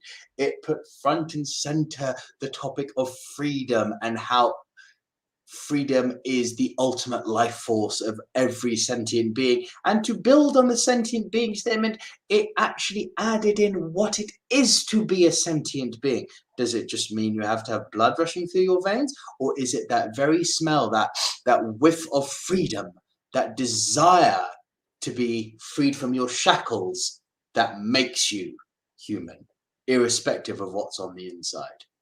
That is why Blade Runner is my number one. I'm not going to argue. I'm going to put myself in one of those big potholes, and I'm really scared because I feel like I'm going to piss Gavin off one more time. You're aware I've never seen Blade Runner. I've told you so many times to watch this film. Let me finish the fucking sentence. You're going to hate me even more. But I watched Blade Runner. Blade Runner is in the Godfather category for me right now. And it needs to be rewatched for me to give it a fair rating. Yes. Right now. What did I tell you about it? The first time I saw it, what did I tell you? I felt you didn't care much. Not much. Bingo. And rewatch this it. is the problem. So I'm watching it, and especially in that aspect, and this is where sometimes I love the Rushmore, but I hate the Rushmore, because unless a film can grab you in such a way, you really want to watch it for what it is, but you're also thinking, where does it fit on the list? Is it there? There are too many questions sometimes that flow in my mind when appreciating a film for a Rushmore. If you've seen it before, it's cool. You revisit it, it's done. I just couldn't take it in. I'm listening, I'm watching. Then I remembered, is it Ghost in the Shell inspired this, or got inspired by it? And that, again, Other way. Another thing. Other way. This inspired Ghost in the Shell. Another one I didn't care too much for. But I just was like, I'm watching it and I'm trying to catch the story in it. I'm not saying it's too convoluted. I'm not going to go that deep or rude about the film. It is. It is. But it tricks you into thinking it's convoluted. This is why it needs multiple watchings. It fits, bro, into the Donnie Darko thing of every time you rewatch it, you will pick up something else. I have said to you, you must watch the... I've got the extended cut, not right. Director's cut. I didn't know there was a difference. I'll see if it's director's cut. There's like 4 different versions of this film. Bear with me a second. I'll tell you which one I've got. My God, I didn't actually see director... So I need to answer your question. I've seen all 4. You need the director's cut. For me, is the definitive version. And Final Cut's not the one I need. No, director's cut. So I was watching Final Cut. Yeah, it was a very, I don't want to say hard watch, but it was a lot to focus on. And I'm like, this, you're losing me. And I just, yeah, it was too much. And it's a film I feel like I really need to digest, as opposed to, especially because of the way you have to digest the Rushmore. Sometimes a film needs your full focus. It's not the, in between the tube, am I at Green Park yet? No, it's not that kind of film. And this is the problem I had. I'm in a point where I'm watching it, but there were too many focuses around me. So I'm not saying I hated it, but I'm like, this is too much for me right now. So I don't want to say I don't care too much for it, but it was just too much to appreciate on a first-time viewing, trying to make it into the Rushmore, and that's why it couldn't make my list. Okay. A few comments here to address. By the way, I agree with everything you've said. It is not a movie for a Rushmore if you're watching it for the first time. It's one you need to see without pressure of trying to meet deadlines of when we're releasing our episode. It is one you literally just need to watch and absorb, then watch it again and try and absorb it in a different way. There's so much fucking going on with this film. It's not, you can't take it all in. I love the fact that there are 4 different cuts to this fucking film. It just blown me even more. I'm like, wow, there we go. Let's go through a few of it. A few of the comments. Chris Trango says, AJ, what was your worst? I missed it. Terminator Genesis. Terminator Jenny Smith. Gavin Mann says, any of you guys see, sorry, we covered that one. Gavin Mann says he was in Gladiator 2. Sorry, I've missed that side fight. Chris Trengrove, here we go. Blade Runner is one of the greatest movies ever made. Yep, I agree. Gavin Mann then says, alternative poster to Blade Runner, Nico. Yeah, fuck it. I thought I'd mix it up a bit. Yeah, why not? I was shocked by that. It kind of threw me off. I was like, huh? It's a cool ass poster I found, and I was like, I'm going to use that. That looks like a lot of fun. Big Tone then says, on hindsight, the Jenny Smith and Dark Fate are equally shy. No, they're not. No, they're not. Jenny Smith is much worse. Mixed Memorabilia says, Blade Runner, what an all-time great movie. Liverpool Music says, did A Clockwork Orange get a mention? So, Liverpool Music, basically, no, not because of any lack of merit. Had it not been for the fact that I bring up A Clockwork Orange a lot on this podcast, it would have made the list. It would have made the list ahead of Minority Report, ahead of Total Recall. Like, hi. But I bring up that movie too much. Chris Trengrove, love, mate. Francis Long. It's so funny because I would never have pictured that based on Twitter. It. Francis Long says, Grease 2, AJ. Mixed Memorabilia says, visually, Blade Runner is like a moving future art masterpiece. It really fucking is. Big Turn then says, Blade Runner for sure, the first immersive look at future dystopia. Yup. Big Turn then says, any love for 2049? Love 2049. Visually, inferior movie compared to the original Blade Runner. Andy Hart disagreed with me. He thinks the final cut for him. That's fine. Big Tom was blown away the first time you saw Blade Runner. Does the final cut, because I know there is that ultimate question that I don't suppose everyone else apart from me is the unicorn origami has to be the final scene. But what I'm saying is, does the final cut, all right, I'm just trying to see if the final cut would sway my decision on whether he is or isn't. But that throwaway shit going on with his dreams and the unicorn, if you take that out, it loses its impact at the end. It needs to be in the film. Mixed Memorabilia says, oh yes, Blade Runner first 30 minutes can be rewatched 10 times before you progress with the film. There you go, AJ. Chris Trengrove then questions you angrily, why did you hate Blade Runner, AJ? No. Didn't say hate. It's too much to take in while trying to do a Rushmore. If you know some of the hours at which we have to try and watch these films to qualify, I'm talking jumping on a tube, changing train stations, waking up first thing in the morning while your other half is asleep because she wants to spend the day with you, and then you're trying to watch a film, you're clock watching. It's try having a baby in the mix, bro. I actually fear that. If I'm honest, I'm not lying. It's one of those things that you're just like, where does the time come from? And this is amongst the other projects that we're trying to make. So much hate, AJ. It's not hate, bro. Honestly, not hate. It's just not a chance to have really taken it in. It's a lot. It was a lot of. Thank you. That allowed me to stop defending myself. But right. So you guessed my number one. My turn. What do I know about AJ? Well, he likes Batman. Could say Batman is dystopian. You could. He likes the Joker in Batman. He likes black stories. We've always said this guy would be an amazing black Joker. Simon Phoenix, fucking Sylvester Stallone, Demolition Man. Who the fuck do you think I am? We are talking Demolition Man. And to be honest, in honesty, I didn't even want to make it number one. Yes, you did. Don't No, lie. I didn't. Don't lie. No, honestly, the strongest two contenders were The Matrix and Minority Report. Minority Report was just too hazy. I don't know why I'm blanking on this film. And Matrix, I feel like, has been number one on too many occasions, and I didn't want to make it. I thought I pushed it way far back. And Snowpiercer, I don't want to say I agree with you, but I kind of looked at the post-apocalyptic side as one that kind of held back. And that's kind of why I was just like, yeah. And then I just looked at the awesome fun and I was like, do I really want to make this the film? And I really fought with it. And it was only literally 10 minutes before logging in. I was like, fuck it, it's number one. Because you know what? I had a shit good time with it. That was my breakdown. I was like, the film's fucking awesome fun. Now you're going to say it's a utopia. Yes. In a world where you are not allowed the free will to express yourself by swearing unless you get a fine. Sexual intercourse is now controlled by... And the reasons are there.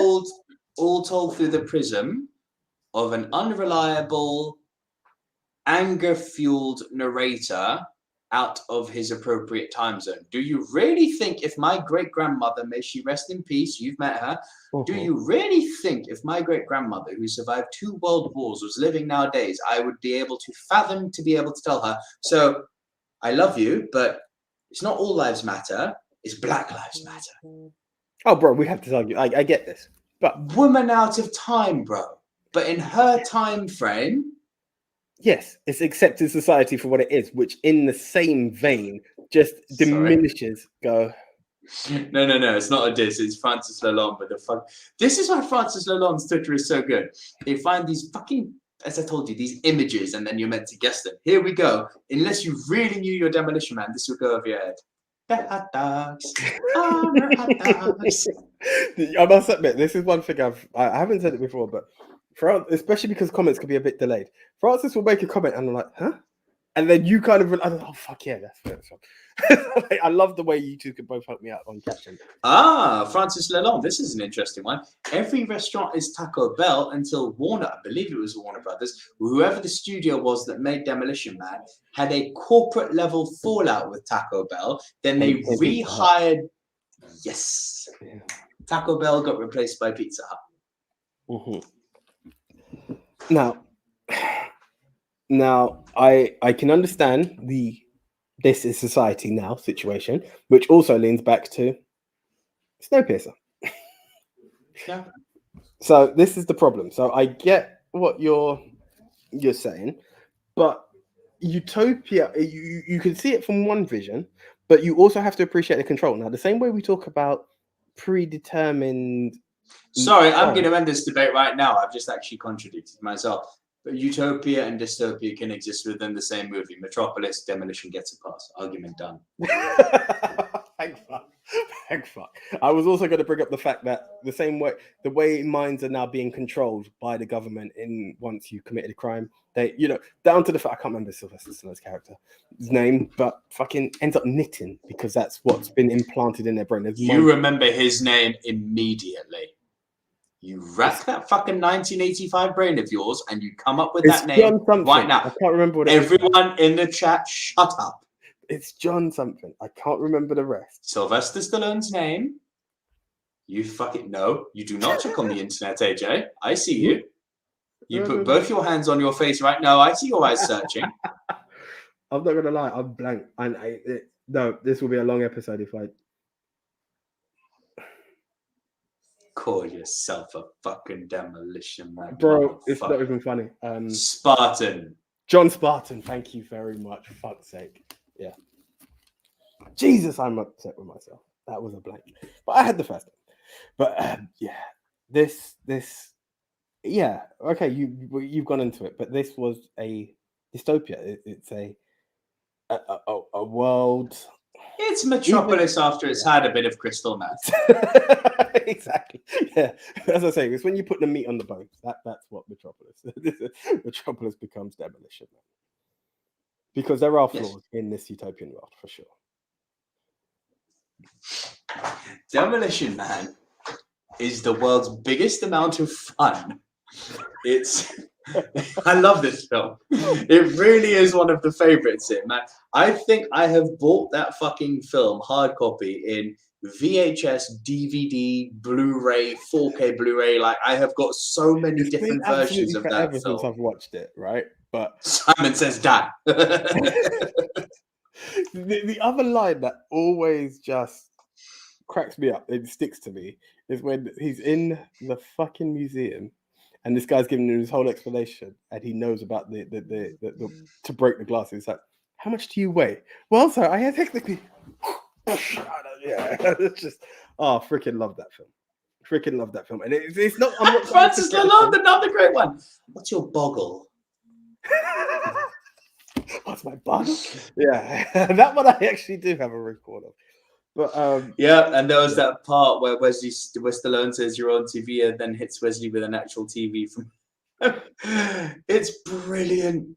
It is so fucking good. By the way, guys, just while we're rounding this off, can you all start dropping your Rushmores into the chat, please? So can I just I want to know what everyone's top four is. You know, when you look at the museum in Demolition Man, yeah, and it shows our current world, yeah. But the 90s world back then, you're like, oh my god, could you imagine our life going to be in a museum, right? I was when I got my second jab, it was in the Science Museum, and instead of queuing, I just took a left and went through this museum with the missus. Do you know the Super Nintendo is in the Science Museum? Some of the shit, bro, I swear to you, some of the stuff that we grew up with and appreciated, the Game Boy. The original Game Boy is in the No. Yeah. That you know, when you're talking about generations past, and I was like, I didn't think of it then, but it's now when I think of the museum. Hang on. I could take my daughter to the museum in a few years and show her something and say, I used to play on that when I was your age. Yeah. Oh, bro, I'm gonna cry. I know. It just shows. It was something that was so nuts, because even down to like your cereal boxes, how they've changed, and just looking back and having that nostalgia. Some of this shit in this museum, you're like, no way. Oh my god, we've moved on. And the thing is, when you think of it, what the Game Boy was to its great grandchild, the Switch or the Switch OLED, right now, it's absolutely insane. Yeah, a Super Nintendo and a Game Boy are in there. I believe the Mega Drive might be in there as well. I've still got my original Game Boy. I always pissed off because I know my uncle's nicked mine, and I hope it's been. I remember, bro. I swear to you, one time my dad had to borrow his car, and I remember lifting the boot and I was like, "Game Boy, that's my Game Boy." It is what it is. He really enjoyed Tetris. He got a blind. But yeah, Pokemon Red and Blue, boy. Never originals. Never touched. I know you didn't. You were the weird kid at school when we were all. Do you know what it is? You know, when I must admit the temptation was there, but I was like, I remember every person who said, Pokemon, what's that shit? And right after would try it and became hooked. Every guy. And I was like, I refuse to touch it. I'm not going to touch it. And I remember you for years trying to convince me. It came out on the GameCube. It came out here. It came out there. The winner in convincing me was Zane. My nephew, when he said, let's try Pokemon Go. That's the first and only Fuck Pokemon. That shit. Bro, it's the first and only Pokemon I've ever played. You haven't played Pokemon. You haven't played Pokemon then? That is not Pokemon. I appreciate that, but that's the only one. By the way, great comment from Gavin Mann. Demolition Man predicted social and physical distancing. By the way, Gavin, was that the one that you predicted and said that you were on board with when you thought that was the one? That's an interesting question. And if not, what did you think it was? Yeah. Okay. So would we like to see what everybody else's Rushmores are? Or? We would. I'm just starring them all here so we can get it all into nice one easy tab. Oh shit, Andy Hart's got a nice tip for us here. Nico, Google National Video Game Museum, Sheffield. Oh, look at AJ's face now. Look at his face. Do you know why? Because there was a point when I looked at all the, like, let's be honest, our WhatsApp group is a good collection of geeks, and there was one time my mind flew back, and I was like, we could actually open a place called Retroland, like with some of the shit we've got. Like you could get a very awesome collection, and to think that there's a video game museum there, that with permission, that would be an awesome silver screen episode to just go there and live from Sheffield Museum. Embrace some cool shit to paraphrase Guardians 2. I love that line. It's such a throwaway line that people forget. I can do what? You can do that. I'm gonna make some weird shit. It's such a great line. You know, I can't remember which Guardians it was, yeah? And it's one of the most disgusting lines I've ever heard in a film, right? It's when they talk, I can't remember which Guardians it is, but they talk about something. It was like, when I was a teen, if you put a nightlight on that, it's like a Jackson Pollock painting. And I was like, that's vile. That's minging, isn't it? It is, but it's like American Pie comedy because it turns your stomach, but you have to laugh at the same time. Of course. Okay, I have got everyone's choices up. Riri Thomas has said their Rushmore is Blade Runner, Minority Report, The Matrix, and Metropolis. That is a nice list there. Mixed Memorabilia says Blade Runner, Snowpiercer, Metropolis, shocker, and Elysium. Frank Torres says Blade Runner, Dredd, Demolition Man, Fight Club. Riri Thomas has offered another one, Blade, Minority Report, Metropolis, and The Matrix. That's where we just got that. I think it actually could. Hang on, it's the same thing, isn't it? Oh, Blade Runner, Minority Report, Metropolis, and The Matrix. Blade Runner, it's the same thing. Chris Trentgrove says Blade Runner, A Clockwork Orange, Stalker, Children of Men. Francis Lalonde says Idiocracy, Blade Runner, Demolition Man, and Dark City. Andy Hart says My Rushmore, Metropolis, Mad Max, Battle Royale. Children of Men. Battle Royale's a weird movie.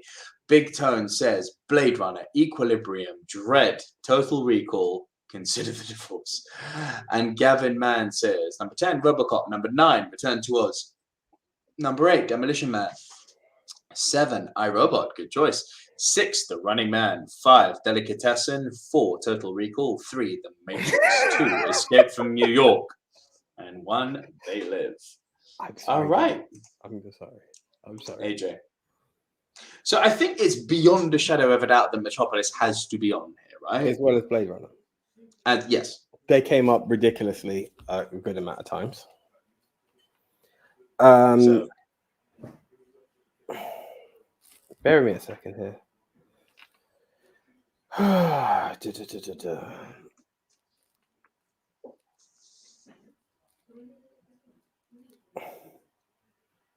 Now, you may want to argue it. Mm-hmm. There was a lot of love for Demolition Man, but also The Matrix. There's also a lot of love for Dredd, I think. How much did Snowpiercer come up? Do we count Mixed Memorabilia?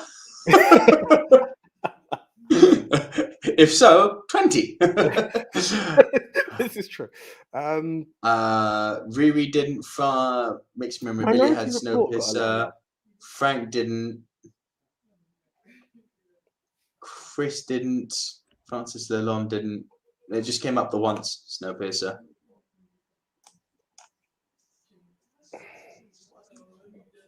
Minority Report didn't come up as much as I thought I saw it come up.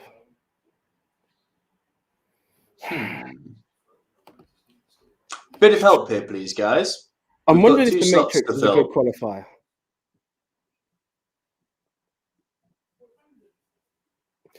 Yeah, it is. It is. Based on the arguments you made earlier, it absolutely is. But then when we take the arguments, would you prefer, and this is me being fair because I don't think both should be on. Would you prefer Matrix or Snowpiercer? Matrix. Okay. Sorry, Mixed Memorabilia.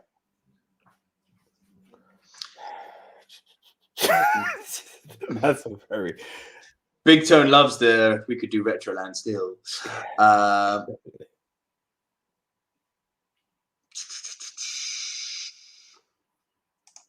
Makes memorabilia says Blade Runner, Metropolis are in. Big Tone says put Dredd on. You know you want to. I do. I'm tempted, but Gavin again, that Mando will... says Demolition Man and Total Recall seem to be the other two. Frank Torres, I'll concede to Minority Report. I'm tempted for No. Minority Report. You can't go for a grey area film. Snowpiercer has to be in.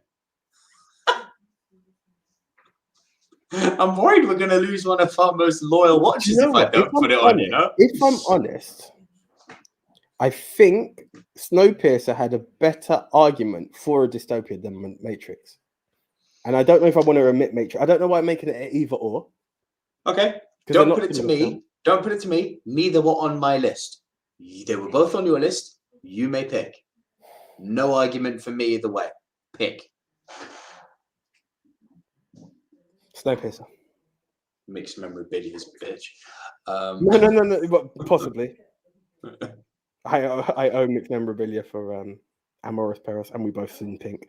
But no, more than that, I just believe if I was to look at society in a different way, there is a lot of control in the Matrix, but I feel that this one really highlights a dystopia more than.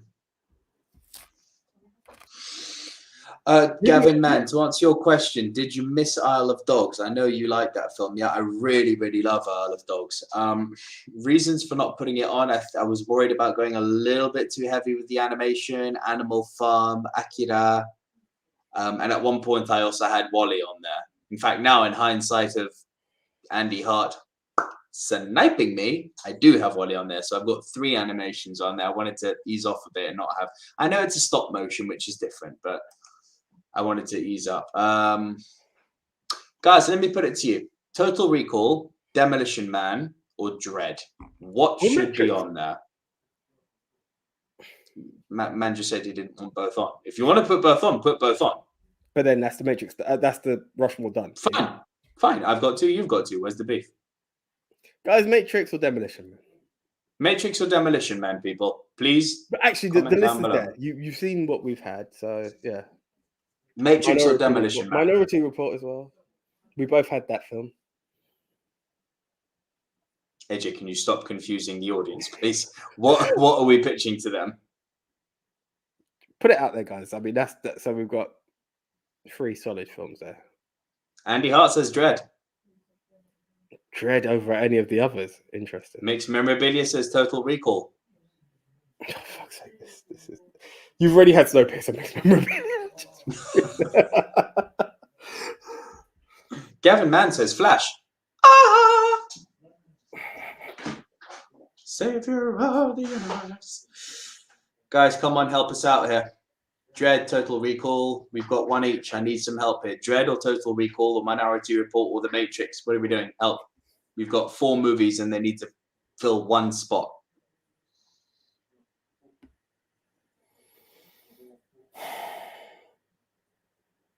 AJ, you're going to have to pick this, mate. I know. These are all your blockbuster movies. Pick one. I think for battle, I'm going to go Matrix, even though technically my heart wants to say Minority Report. Do it. I'm going to go Matrix. Done. Screw it. Even though I would have loved... Anyway, yeah. No, Matrix outdoes my number 1. I'm aware of that. Oh shit, Francis Lalonde says Demolition Man better than The Matrix. Well, it's done. All right, Francis, I'll give it to you. You said it. Yeah? I'll give it to... we asked people, we can't just dismiss it. So Demolition Man. All right. Wow. Cool. Wow. I never thought I'd see the day, but okay. Ladies and gentlemen, the official Movie Mount Rushmore of Dystopian Movies, brought to you by Mixed Memorabilia. In no particular order is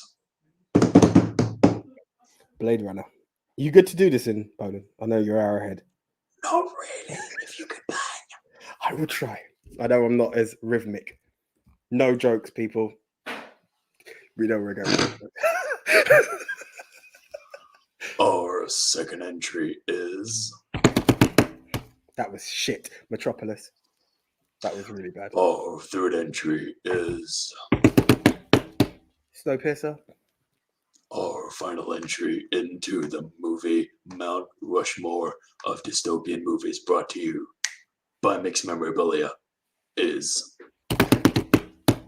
Demolition Man. Okay, guys. So we've laid it out at the top of the show. We'll bring it up again. Movie MT Rushmore. We'll be retweeting. We love movies. Movie polls for you. The good man himself, JT. So it's only one vote. You get to vote for El Capitan, the best of the best of the best, El Numero Uno. And to quote the Highlander and our good friend Andy, in the end, there can be only one. So, who will be the one? Once again, your choices are Blade Runner, Metropolis, Snowpiercer, and Demolition Man. For shorthand, I kept it as Blade. It's like, Blade's not a dystopian movie. So, yeah, that's why I kind of hesitated there. But Blade Runner, Metropolis, Snowpiercer, and Demolition Man. Get your vote. Can you imagine if Demolition Man wins this? I have a feeling it's going to get... I was just about to say, I've got a feeling it's going to get massacred. But fine. It's going to get destroyed, but can you imagine if Demolition Man beats the likes of Metropolis, The Matrix, and Blade Runner? I almost want to tweet that out going, just for shits and giggles, vote for Demolition Man. And you can wipe those giggles off with the free seashells. But yeah, there we go, guys. So thank you very much.